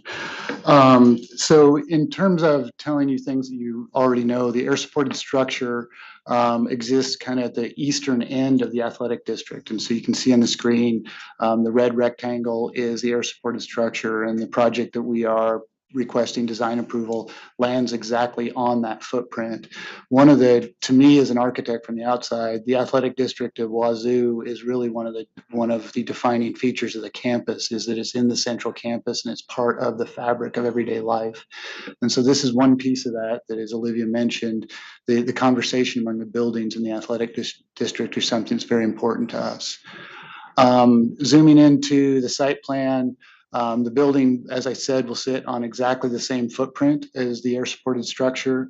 It will be more of a backdrop to Bailey Brayton Field, as well as be a more, in my mind, a more attractive view when you're eating your ice cream cones at Ferdinand's. And if you're in the RV lot during game day, it will make a backdrop to the east on that side as well. As Olivia alluded to, the RFQ that was put out for design build teams was expecting to be able to afford an 80-yard playing field with end zones. And our team, Garco, AECom, and Design West, started out with the mantra of, we're going to go the extra yard. We couldn't imagine doing this building as anything smaller than a full regulation football field. And through very innovative work and hard squeezing blood from the turnip by Garco, we've arrived at a building that does have that. And with the addition of being able to use the sidelines, we have the support spaces and the permanent track and pole vault and field features incorporated into the building. To try to envision this and try to explain, and I don't know how many of you have been in the bubble, it's kind of a spatially disconcerting space. The size, the actual height of the building is approximately the same. It might be a few inches taller, a few inches less, but the height is essentially the same as the bubble. But where we gain an advantage in this is we have a permanent building, but we also get the volume on the sides. And so that allows us to do the support spaces down the south sideline. And then, like I said, the track spaces on the north. This is an overall indoor view from a bird's eye perspective. And then this is what you'd see as you walk in. Moving forward, I suppose there was some time that maybe way in the past, an architect who dealt in brick and concrete sat in a chair like this and spoke to the Board of Regents and said, we need an indoor practice facility. And so the Hollenberry Fieldhouse is essentially an indoor practice facility. It's just way too small. It doesn't work for tennis. It barely works for some track events. It makes a great Saturday game day venue. But this was our inspiration, our modern reinterpretation of this. And so where Hollenberry was the field house of the past, we're moving into the future with something that's big enough that we can have full practices and be able to support the 4 teams that will use this. So this is a rendering of the exterior view from lot 1, the RV lot. As you walk up the stairs, this would be the entry. And so the brick entry would be an opportunity for donor recognition or Hall of Fame recognition. And then this is the direct view. So the north on the upper left, that's the view that you would be seeing from Bailey Brayton Field. South, when you're eating your ice cream cones, that's what you'd see. East is out in the lot, the parking lot behind the current bubble. And then west, as I said, is the entry. And so as Olivia does a great job of this, is taking care of the campus and making sure us architects don't do anything silly. This is a very respectful interpretation of the materials that make up the Pullman campus. And so the WSU brick blend is used to the extent that our budget can in a place where people can touch it, see it, and remember it. The anthracite gray metal material is the same the same color that's being used on baseball ops, translucent panels for daylighting, and then a lighter gray to give us something to break up the size of this building. But we believe that this is a good addition to the campus in terms of that conversation that Olivia alluded to, that how this fits into the buildings around it. This will be something that's a good addition to the athletic district. That's our presentation. If there are questions? Yeah, no. Regent Ramos, you have a question? Oh, no, I don't have a question. I'm just looking around the room. If I can just add to Olivia's point earlier, our original ask was for our expectation, our hope was for an 80-yard field. To get 120 is significant. And I know it wasn't mentioned earlier. I've been told the current air supported structure is the most energy inefficient building we have on campus because it's ultimately air running 24/7. And obviously this replacement does help in terms of energy efficiency. I just would like to congratulate those that managed to raise this money. I know it's been a long haul, but certainly have had the opportunity to spend some time with the Taylors, who are very excited to be a part of this, and just applaud you, Pat, and your team for really looking and finding new donors to Washington State University, because the Taylors are new to giving like this. So it's exciting for the future for WSU. And then for Garco, if I could just say, make sure you get that downtown stadium in Spokane done before you do anything here. We're doing the final push. Yeah, thank you. On behalf of the PFD, thank you. How long do you think it's going to take to get this up and running? I think we're on the hook for next fall. When's demo start? The demo has already essentially begun. We are in the process of salvaging material out of it, and we will be physically demolishing starting in a week. 2 weeks. 2 weeks. And then completion is, I think, September of next year? Correct. September of next year. Okay, so I'm pretty sure that our football team starts to practice a little sooner than that, so we'll need it a little sooner, right, Pat? It is the most efficient timeline. We were trying to get through just the typical air quality issues we would have in August, and obviously it'll be during bowl season. It will impact us not having a place to practice indoors, but it's a small sacrifice for the big picture.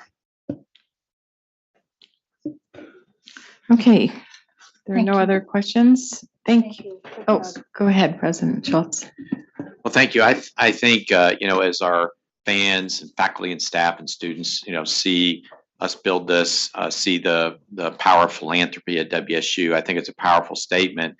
And as interesting as I visit with our different donors, we sometimes think, well, this is an athletics project, this is an academic project. People pay attention to what each other are doing at this donor level, and there will be some pure academic type things that we're able to do that are impacted by us putting this structure up, just like the new engineering building and some other philanthropic things affect other projects. So it's easy for people to compartmentalize into different spaces. And I think what happens is when you, like Leslie said, when you see cranes on campus, it creates donor enthusiasm for seeing us build out multi-use facilities that impact a lot of people across campus. So we talk about athletics, but there's going to be other things that I know will come up that are part of the WSU Pullman campus. And this will be a facility that'll be available to be used for other types of things too. So Pat, just congratulations to you and Mitch and the fundraising team. We're getting people used to the fact that philanthropy, we can do it in a much more major way than was done previously. And it has an immediate eye-catching impact. So anyway, well done. Congratulations. Okay, so Regent Ramos, I'll keep going here. Oh, yes, please. You have lots more to do. Yes, okay. So the next item, I think, speaks to what Regent Ramos said and Leslie said in the introduction. You recall that we were quite blessed at the 23-25 state capital budget. We got almost everything we asked for except for one. And most significant of that is what we call the state minor capital. 40 million for building preservation, also known as MCR, 13 million for program renewal, also known as MCI. So getting 53 million, which normally in the past few biennia, we've gotten half of what we asked for, meant that we had a lot of work to do. We wanted to expend the money as quickly and efficiently as possible, because these monies are requested to address long-standing building deficiencies across the system. So we've opted to bundle them together into like work. So if you look at the backup material, you'll see that there's actually 5 bundles based on the type of work that is being proposed. And we think that that actually helps us in other ways. One, it makes it a manageable level of work for our staff. But just as important, perhaps, is that we are now using this as an opportunity to ask the larger contractors to lean in the support of small and diverse businesses. You might know that WSU is the only public agency in the state of Washington to be allowed to use design build under 2 million. So we did that last year. We did about 6 projects. We used that as not just an ability for us to execute our work, but also to introduce smaller firms into design build and figure out how to support them. What we found is that that was a great idea, but the limiting factor was our staffing. We have basically, Jason and his, he left. He had work to do, so. And our contract staff and our capital projects leadership. And so that was a limiting factor. We thought that, we sat around and said, what do we do? Well, if we could get the bigger contractors to help us, they are much better equipped, better networking, supplier relationships. And so that's another reason we're bundling all this together. By bundling them, we thought we would be at risk of exceeding our $5 million delegated authority to Dr. Schultz and to Leslie. So we wanted to come and tell you about it. As it turns out, 2 of the 5 are over 5 million. But we thought we'd just tell you all about them and why, and just explain the whole thing to you. So that's our plan, is to take those $53 million worth of minor projects. Each one cannot exceed 2 million by statute, bundle them together into the 5, and we hope to achieve greater efficiency, streamline the process, and actually start to raise awareness among our large contractors that supporting small businesses is very important to us. Yes, we can. Quick question. Are we seeing less inflation risk on materials now? No, we are not. It's still, prices are still coming in high, even though, you're saying, oh, well, that was high, so maybe we need to estimate high. And then, oops, here we go again. So there's the price issue, there's the lead time issue. And I think there's also, as you all know, a labor shortage issue. So those things contribute to the costs going up. We think that having a larger contractor over a bundle of work could allow us to actually make order some long lead times earlier. In some of those instances, perhaps they have relationships outside even the state to bring in different labor trade workers. We have found in the biennium that we just finished, that when we bid out our smaller projects, they would either come in over, and that's kind of good news because at least somebody turned in a bid. Frequently, nobody would turn in a bid at all. And it's not unique to us, although, we think that we're somewhat unique because of being in Whitman County. But the work we do across the system bears it out. When we talk with our colleagues, the Big Ten place, for example, that also happens to them all across the other higher eds, the other regionals.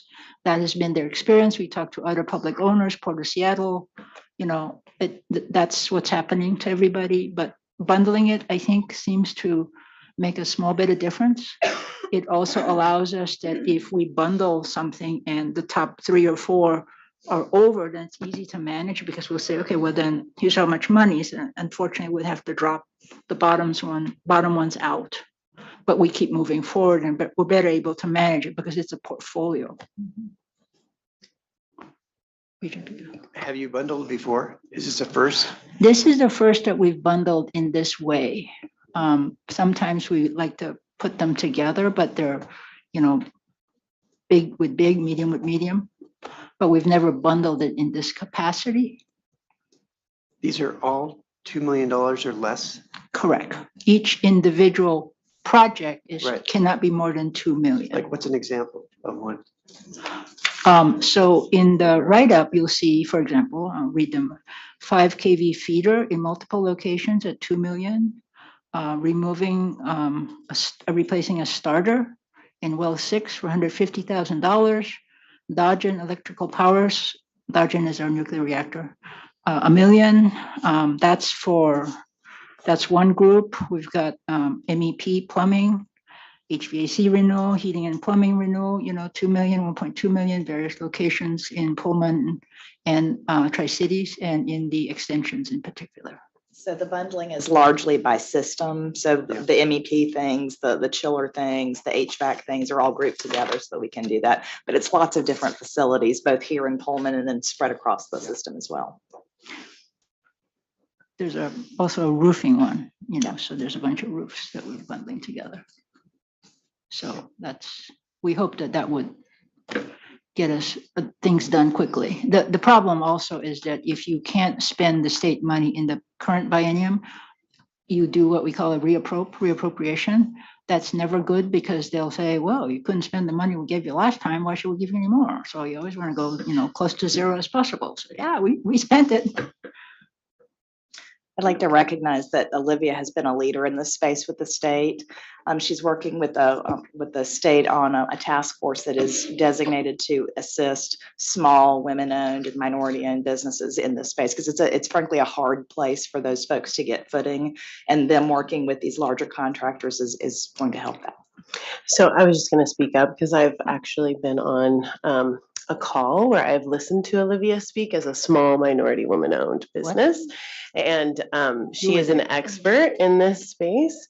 And as someone who is a sub-consultant working for contractors, engineers, and architects that sometimes it takes multiple months to get paid. This is an opportunity to do capacity building and for those contractors to be required to do some things. So I really appreciate your leadership in this space. You are seen across the state of Washington as a leader. And I think WSU can help in a real tangible way. So I love what you're doing and I love how you're doing it. So thank you for your leadership. Thank you. I think that it's all a team effort. I think President Shelton has heard me say this. It's not me. It's everybody in facilities. Some big organizations have a diversity office. We're saying no. It's everybody's job. It's like safety. It's like budget control. It's like campus stewardship. It's everybody's job. And so you see good ideas popping up from all places, not just a single diversity office. And it also, what we're trying to do is to raise awareness. So it's not just about the numbers, what's your utilization like, because that can get gamed. You can get a minority owned or women owned electrical subcontractor from Seattle. And all of a sudden, boom, 30% thing. Project's done, they go home, boom, zero. What we want to do is to grow the pool and have people come and actually live here and have businesses here, which means you have to support them like 360. Us supporting them, our contractors supporting them, not just in giving them work, but making sure that when they get the job, they don't go out of business. That's very important. And also how they can be better, more competitive. So those are the sorts of things that we focus on and talk about, just to make sure that, we have, as a Joe Klein in our office like to say, I'm a selfish owner. I want choice because choice gives me better price. And so the way to get choice is you don't just get big box, you get big, medium, and small. So we are grateful for your process improvement and innovation and leadership in the state of Washington, but we're not done. So let's move on from our small capital projects to our last action item, which is to talk about the Schweitzer Engineering Hall. Correct. And if I may, Regent Ramos, if I could talk about the last action item in conjunction with the first future action item. So the last action item is Schweitzer Engineering Hall. It goes back to what Dr. Schultz was saying about philanthropy. So this is intended to be 80 million, 40 from the state, which we received, and 40 of fundraising. We are asking in the action item for the increase of budget to reflect the 40 million that we got from the state. We had originally established a budget of 4.8 from donor funds to do the design.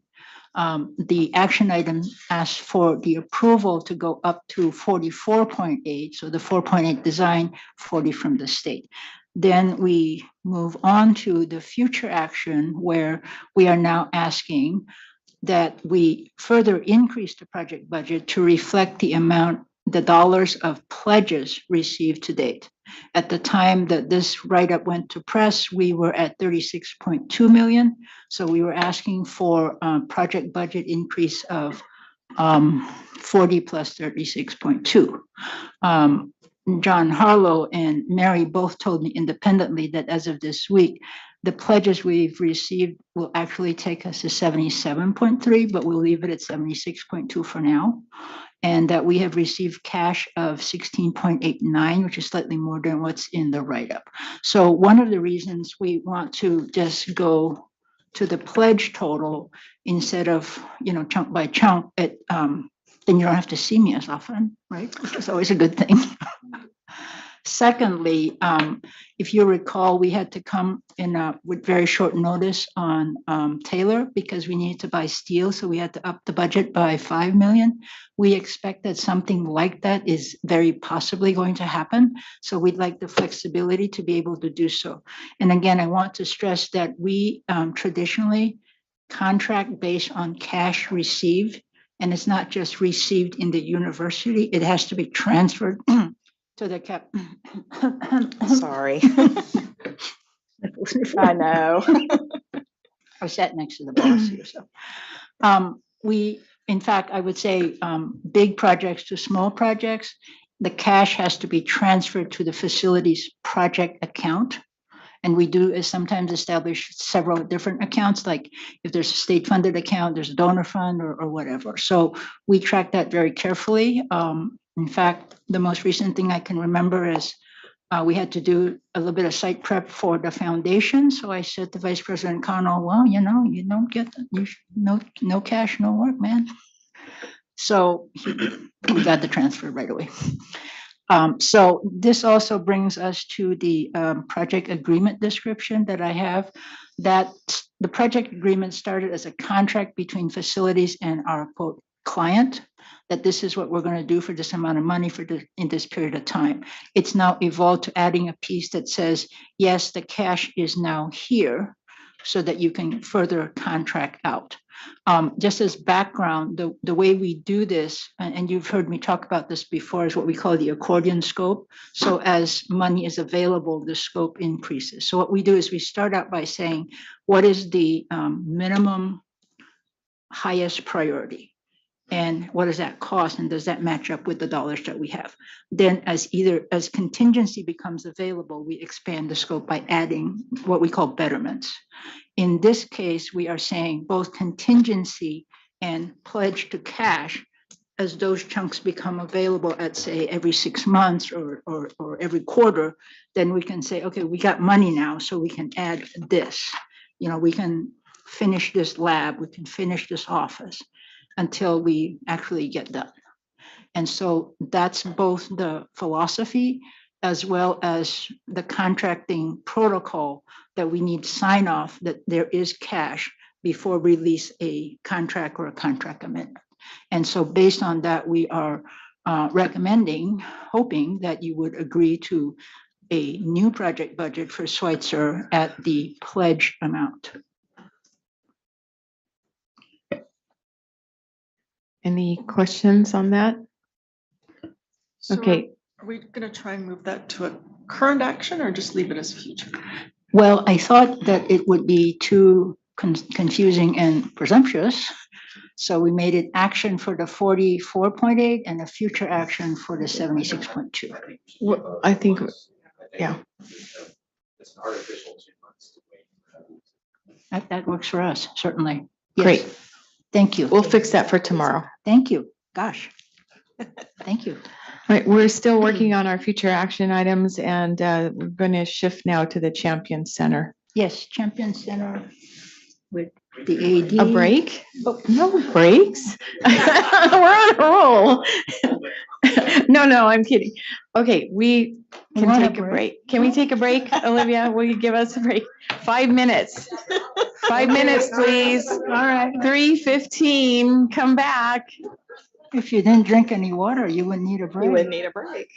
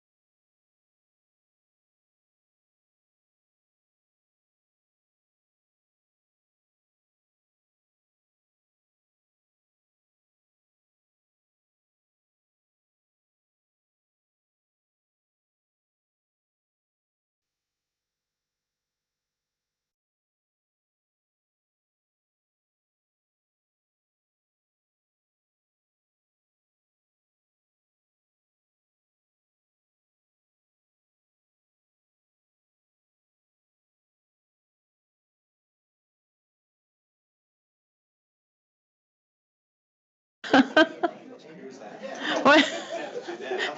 Voice from above. Yeah. It's just me. Okay, so, Olivia's still there. She's ready. we're ready and we have more to share. So for our future action item on the Champion Center, we have our athletic director back again to help join us with this story. So over to you, Olivia. Yes, so similar to the earlier one, we'll talk about the project budget as well as a design approval. We've actually targeted, we are planned to have 9.4 million by 2025.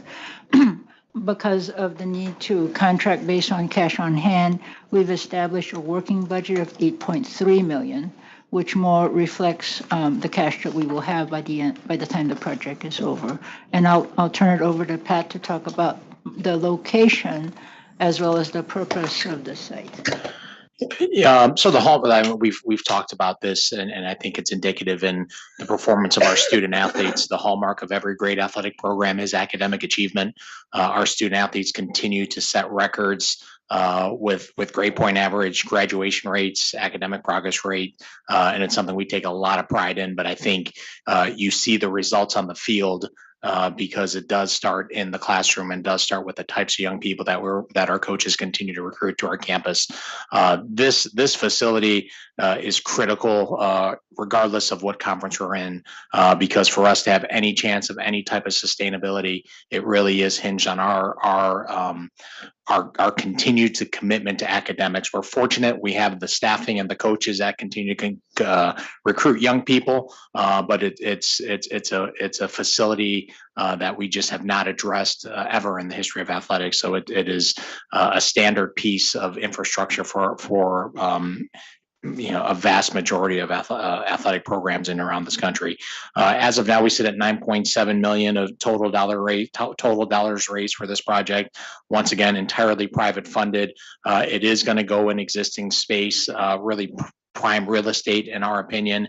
It also gives us optionality down the road to continue to perhaps add to the project. And to President Schultz credit and to our development staff, we're still talking to donors even on Saturday about this project. So that is how critically important this is, and the opportunity that still lies ahead of us with continuing to add to this project. But once again, no institutional dollars or university operating budgets are being used, and because it is existing space, it'll create more efficiencies in and around athletics. So I will give it back to Olivia. Thank you. So that's the project budget approval portion, approval of the budget based on the pledges received. Just so you know, we have a working budget of 8.3 for the current scope that we have right now. I would maybe segue by saying that we are also doing design build on this one. We have the team of Walker and Knack. Walker is Josh Chrisman and Tom Golden from Knack, both from Spokane, under the leadership again of Jason Walker. So one thing to add to what Pat said, the site is the underutilized racquetball courts in the physical education building, PEB. And so this is for us a positive thing that we're able to reuse buildings. And you'll see in the design, we actually also kind of improve the neighborhood, if you will, because if you know PEB right now, it's kind of just a blank wall looking into global scholars. And so it kind of livens up the streetscape. So with that, I'm going to turn it over to Tom. Great, thank you. So this is just kind of an overall campus view. The red box is the north end of the PE building where this project will land. It's, as Olivia mentioned, it's racquetball courts right now, which are underutilized to say the least. They're basically empty. So it's also located in a great neighborhood of other athletic facilities. So we felt like this was a really great neighborhood for this facility to be located in. Zooming in a little bit, you kind of see that neighborhood with right there with Smith Gym, Bowler, and then the stadium and to the south. So it's really a great all around location for this. There's the north end of the PE building right now, and one of the things that's great about racquetball courts is that there's the walls in between them are not structural, so we get to blow all those out and open that space up. One of the things that's not great about racquetball courts is there are no windows. So one of the things that we really are trying to do here is to open those solid walls up as much as we can. They are structural, so we have to be careful and we have to replace them with new structure. But you can see here we have opened those up, getting some tall glass and really trying to bring in natural light into the spaces. Down on the west end, we can't take the entire wall out, so where we have other uses, we can use smaller windows, but still getting natural light all the way into the space. That's just kind of the north elevation. You can also see right now there's a big sort of barrier retaining wall, and we're trying to carve into that and take some of that out at the northeast corner where the new entry will be. That kind of shows a little bit better. We want to open this up and really try to invite the student athletes in. This is also a great recruiting tool for potential student athletes to come to the school. So we really want to try to give this a great presence on the campus. And then in plan, this is north is up. So Cougar Way is to the top. The entry is on the east end, and in the lighter colors, we have lounge spaces. So you come into more of a social lounge with sort of a little more active use. And then the light green is tutoring spaces. So we have a variety of individual tutoring rooms and small group tutoring rooms.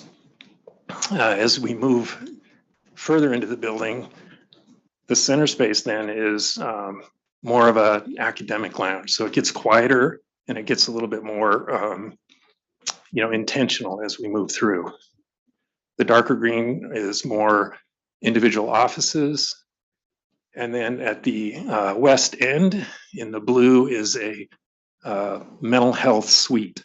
It really kind of needed its own landing space, and it's kind of a suite as opposed to being open to the entire space.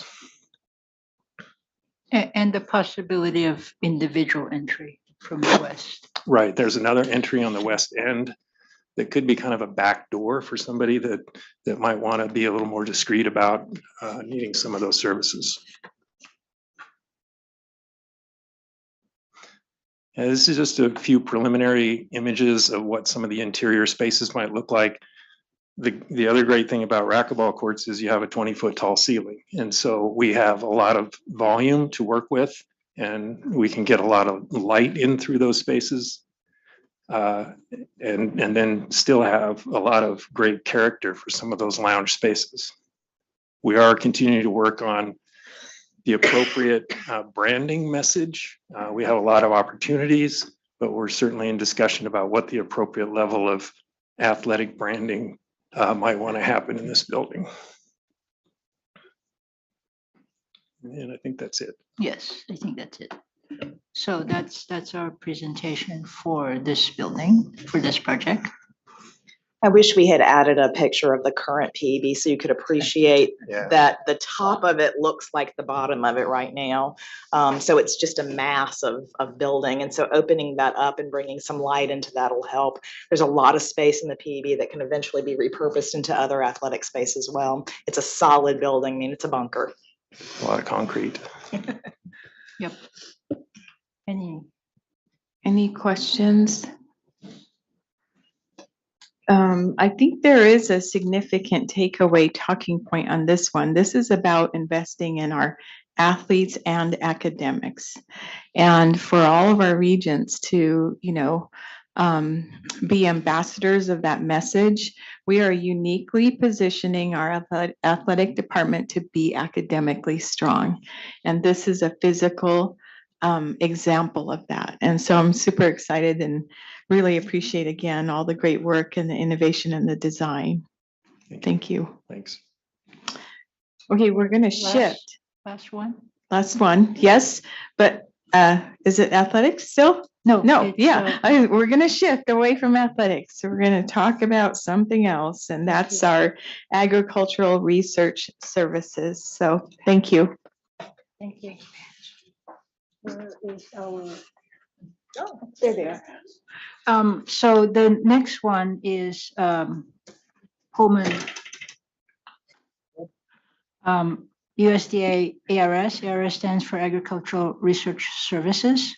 You first saw this in the context of the demolition of Johnson Hall.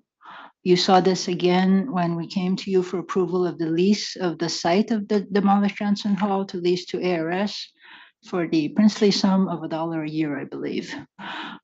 So this project is very unique because it is an ARS building.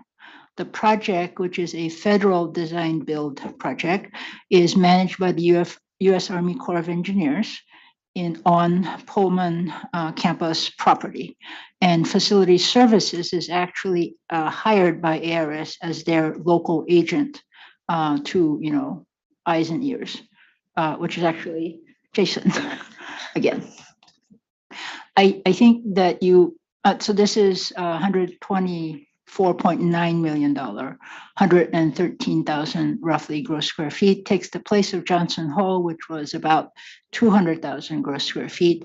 And so from a deferred maintenance backlog situation, we are taking the monies that had been used to maintain Johnson and repurposing it from 200,000 to 113, and hopefully we get a little bit of savings in all that. So it goes back to the idea of, renovation, and if we do build a new building, it's no net new. So this is an example of that. The one thing I will add is I think all of you have heard that WSU and ARS has had a relationship, a research relationship that's almost 100 years old, and it's a very close relationship. You can't tell who's WSU and who's ARS, and something that Jason said, and the building is kind of that way. It fits right in. You kind of can't tell that it's ARS, it's not WSU. It fits right into the architectural character of the Rollins Rec complex. So this is, as I said, a U.S. Army Corps of Engineers project on behalf of ARS. They have selected the team of Hensel Phelps and AMD. Hensel Phelps, Greg Musi from the Bellevue office. Here's Cynthia Aldridge from AMD from the Denver office.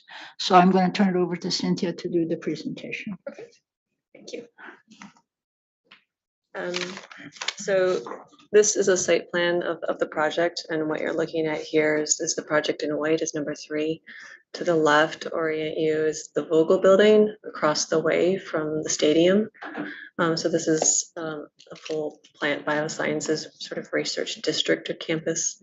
The intention of this building, which again is Olivia indicated is a replacement of the Johnson Hall building, will be directly connecting to Vogel there to the west. And then there's a bridge connection that will extend to the north, which is indicated as number 6 on the plan, up to Rec 5, which is Plant Biosciences, the latest project on campus. The existing pavilion and AMDT building is there to the south. So the project is inclusive of the building as well as a small parking lot there that you see to the right. And then fire access will be from Stadium Way to this facility. The building is in context and intended to sort of align with the adjacent buildings and structures. These are all, I guess, to take a quick step back, these are concept drawings and renderings that were created. Certainly we have a long ways to go with the design. 100% design is intended to be complete October of next year. So we're just starting this journey. So this is from the east side of the building. The new structures there on the left, and Rec 5 is on the right. You can see the bridge connection, and the stadium would be beyond this in this view. We're focusing a lot of curtain wall here on this east side, while there'll be offices. And then oh, I should speak louder. Yeah, I'm sorry. So sorry. And then the brick skin here that you see on either side flanking. We are taking some sort of tectonic cues from Rec 5 with precast panelized wall system for the brick, and then the curtain wall here again on the east side. You can see Vogel there in the far left background. I can flip through a few. There's several of these to give you an idea of the building.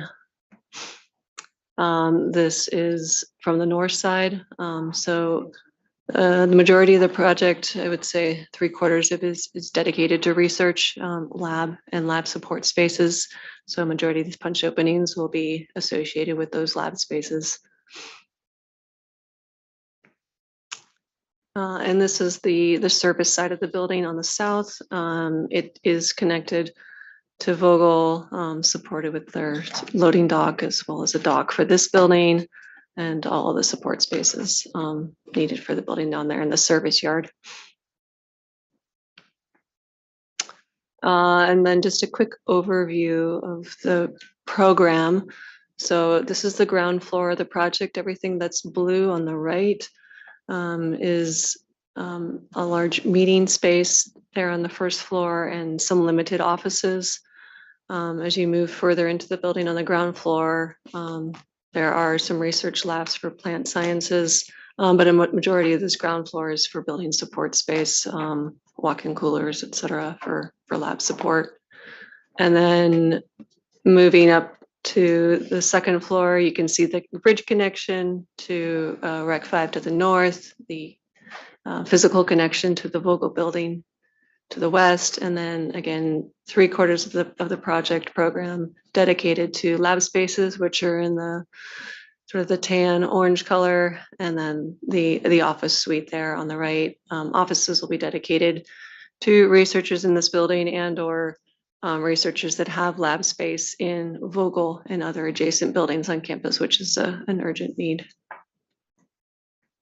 That's it, I think. That is it. Yes. Thank you. So that's our presentation on this one.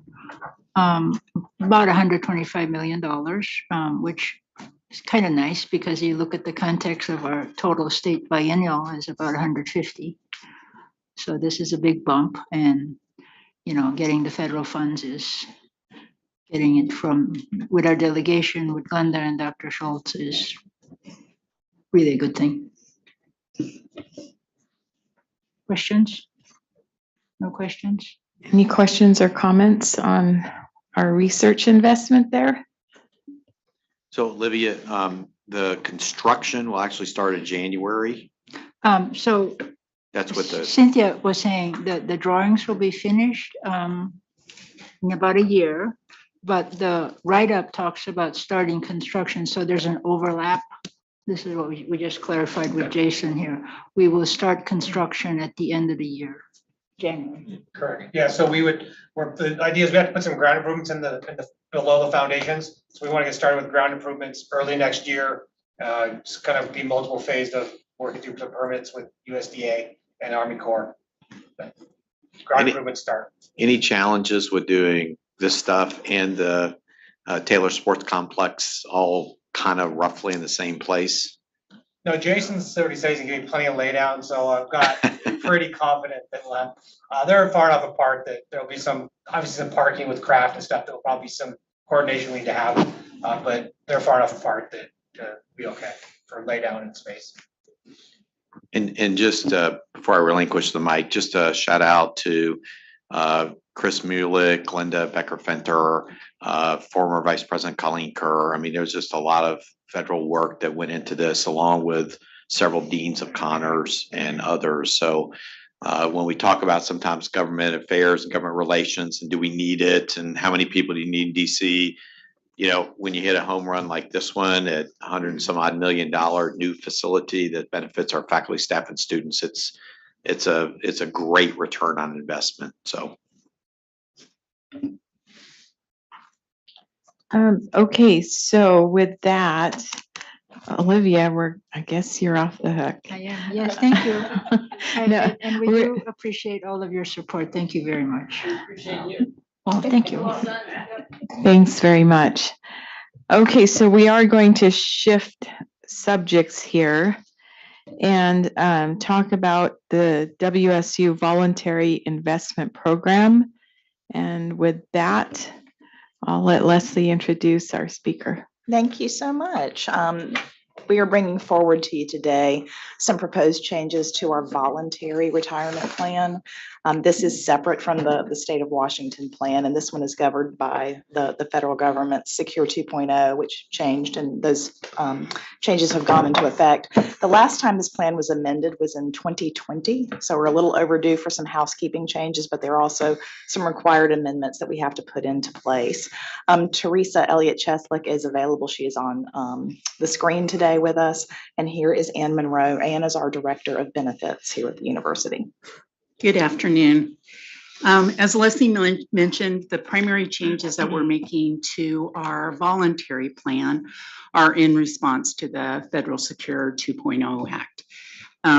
Interestingly enough, you gotta love the government, so they rolled out a change, and that change was, the big change to our policy was that anybody who contributes the extra $7,500 as an age 50 catch-up that earned more than $145,000 this year, next year was going to have to make those contributions as Roth contributions and can no longer make them as a pre-tax contribution. Just last month, the IRS issued an updated notice saying that's not going away. It's just going to be postponed now until January of 2026. So the amendments you're going to see to the document do reference that, because the Secure 2.0 Act is going into effect January 1, 2024.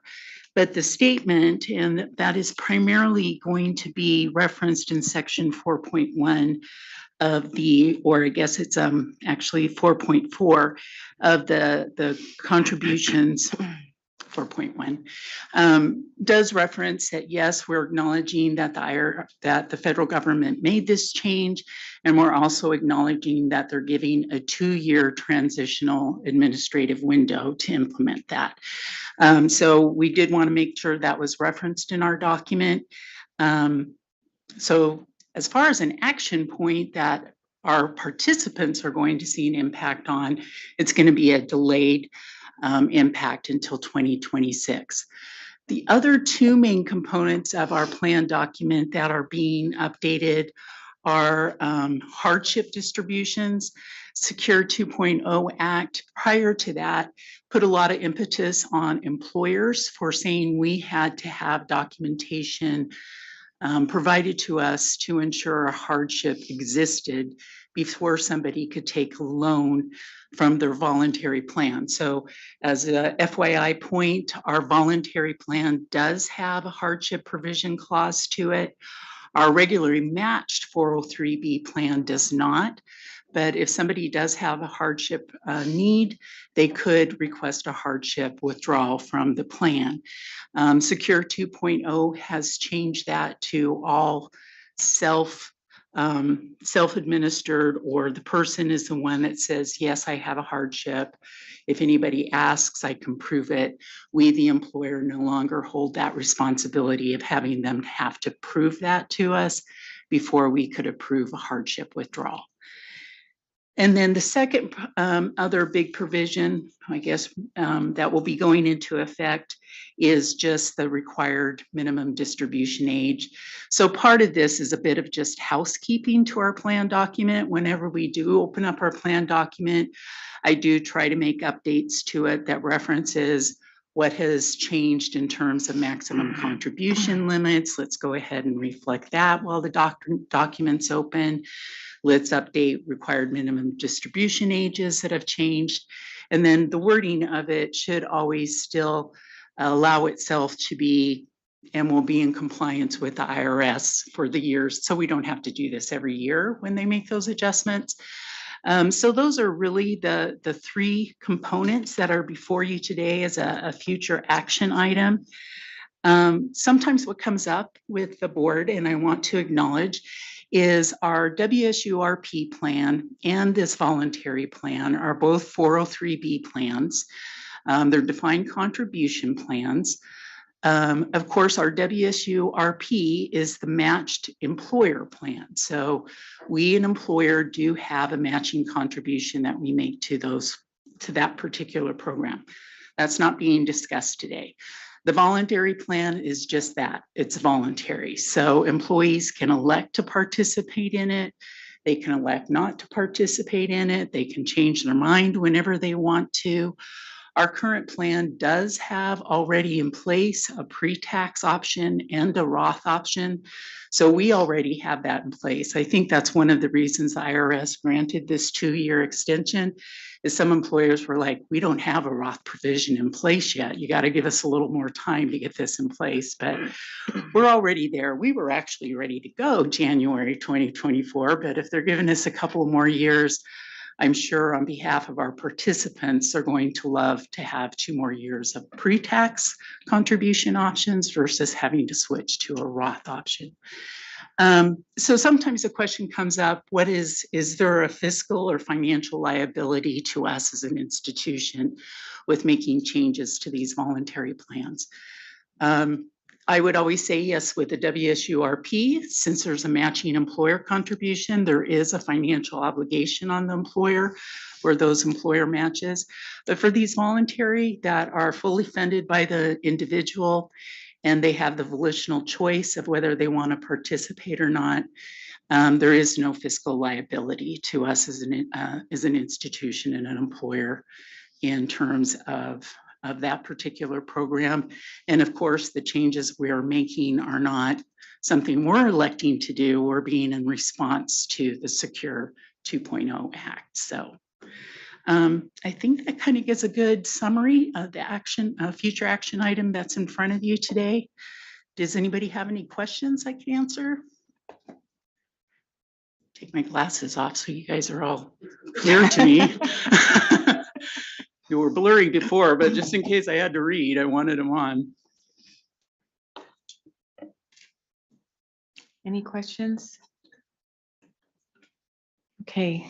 Okay. Well, fantastic. Thank you so much. Well, great. We'll look forward to that. Wonderful. Thank you very much for your time. Thanks so much. Okay, so our final future action item presentation is about lease space for the WSU Institute for Northwest Energy Futures. So I'd like to invite our Deputy CFO, Matt Skinner, and our WSU Tri-Cities Chancellor, Sandra Haynes. And I'll just get them kicked off as they're getting settled here. This morning, Chancellor Chilton mentioned the abundance of space and the need for space optimization. And in our pre-meeting for this meeting, Regent Ramos spoke to, are we looking at other space that's available before we go and lease this additional space? The clear thing that we want to be talking about today, and Matt will cover this well, is that these dollars came from the state for this program with the intent that we were going to find additional space. And also we want to make sure that the space is appropriate for the work that is being conducted within this institute. So with that, I'm going to kick it over to you to talk about INF. Okay, all right. So I'm sure that you all remember that last March, I told you about the Institute for Northwest Energy Futures. And if you don't, I'll just remind you that at that time, it was an ask to the state legislature for funding for up to $10 million to fund this institute. We did get the funding at $7.7 million, and we're very excited to have that. So now it is funded, and now the work begins, as they say. So the Institute for Northwest Energy Futures is an applied research center. It complements the strengths of the research that's already going on across the system in clean energy. By adding analytics that will hopefully move us into implementing the decarbonized energy that we are all striving for as we look at our climate changing. So specifically, this institute is going to measure the impacts, the environmental impacts of products, materials, and processes that are used with clean energy technologies. We're going to examine the economic feasibility and risks of processes and products with techno-economic analysis. We're going to use energy data analytics to predict energy demand, improve distribution, and understand consumer consumption patterns. So you can see this is all analytical. And the last thing that we're going to do is assess the social impacts of action or inaction to help facilitate sustainable and socially equitable results in our clean energy implementations. We're already quite active in this last piece of things. We are doing a lot of work right now on community benefits plans. We've been selected by PNNL to look at their community benefit plan for a carbon capture effort. And we've also won 2 now Department of Energy innovation prizes for equity and energy. So we're already working hard in there. So what we're doing with INEF is we've hired our inaugural director already. Noel Schultz is that person, and an associate director, one of our, she's, we'll look her up later. Okay, so, and we've also hired an associate director, Jonas Demisi, who is a faculty member in our engineering department on the WSU Tri-Cities campus. So we're putting out right now, we're working on NOVs to hire 7 new faculty, 4 of which who will be on the Tri-Cities campus and 3 of which will be located in Pullman, again, demonstrating the system-wide impact of this institute. And hopefully showing you that we are working on the one WSU system with, at least with this institute. I know that that was a concern earlier today. What we need now is to have space to put these people in, to put the institute, and as Leslie said, appropriate space to do so. We're not as lucky, or not lucky, I guess, as the Pullman campus to have extra space. We really don't have extra space on campus. And so to start this institute, we need space. And it was, as Leslie mentioned, included as part of the ask and part of the money that was granted by the state for developing out this institute. And I think that is where I turn it over to Matt. Great, thank you. So with the state funding, we're currently in active negotiations in the Richland area for some space that we think will meet the needs for this program. It has office space, high bay space, as well as lab space. I'm really excited about that opportunity. The thought there is we'll do a lease to own, is how we presented that in our written materials. So we'll make 4 payments over 4 years with the money that's been appropriated each year. That will then secure the space long-term for the Tri-Cities campus. And there's funding in the budget for the operations and maintenance of that space, which is great. So we're in those active negotiations right now, and our plan is, as we work the negotiations, do our due diligence inspections on the property. By the November meeting, we hope to be back here to the board with an action item for your review and approval around this space. Did you just stumble upon, as somebody that's constantly looking for real estate in Richland, did you just stumble upon a building that has lab space and office space, and its proximity to the campus? It is right across the street from campus. Yes, it was actually a building that we had used when we ran out of space earlier before the new building came online. So we were using that for lab space and some office space as well, and using the high bay over there. And then when we left, it sat empty for a while, and then it was on the market, and serendipitously. Do you need an end cap credit union right there, or? Well, perhaps we do.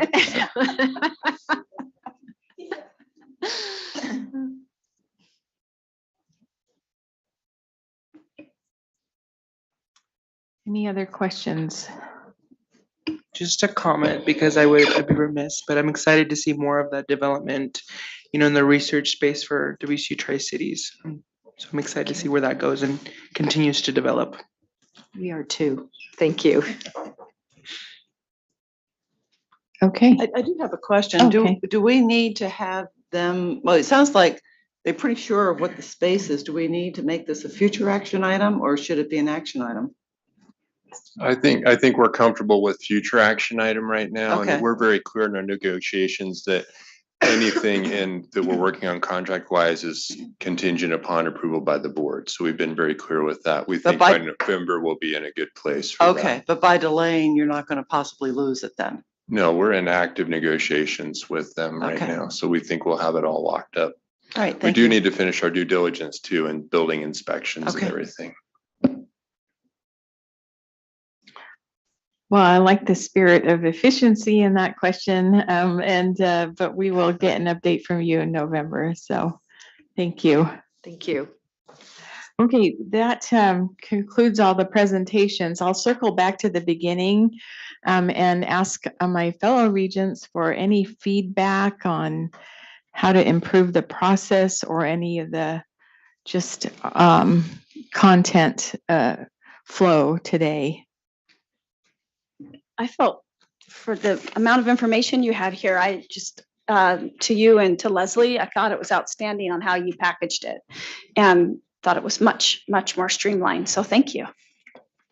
Thank Yeah, you. good job.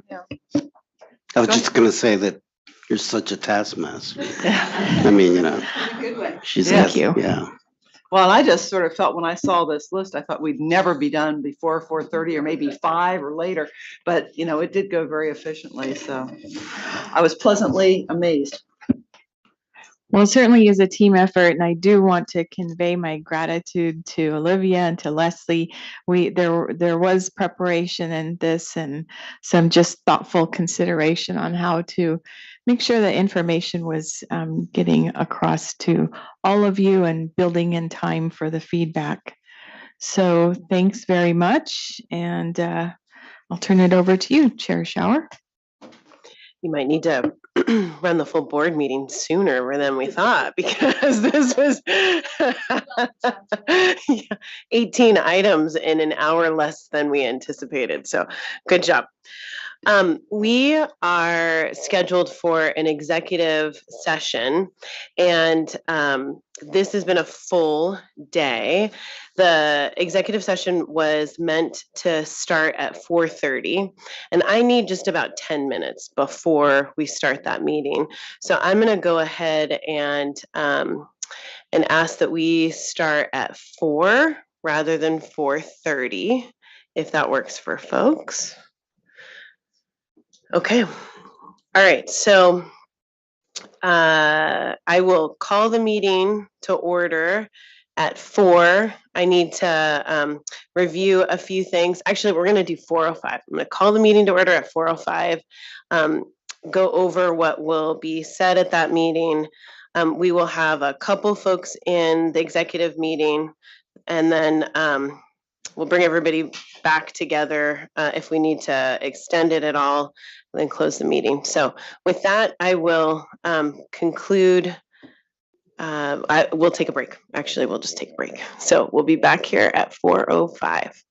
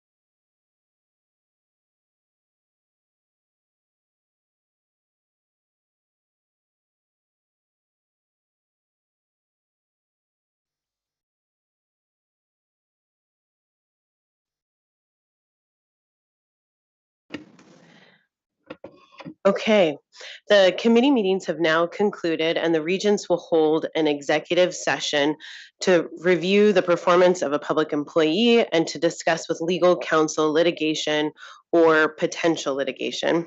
This session will be closed.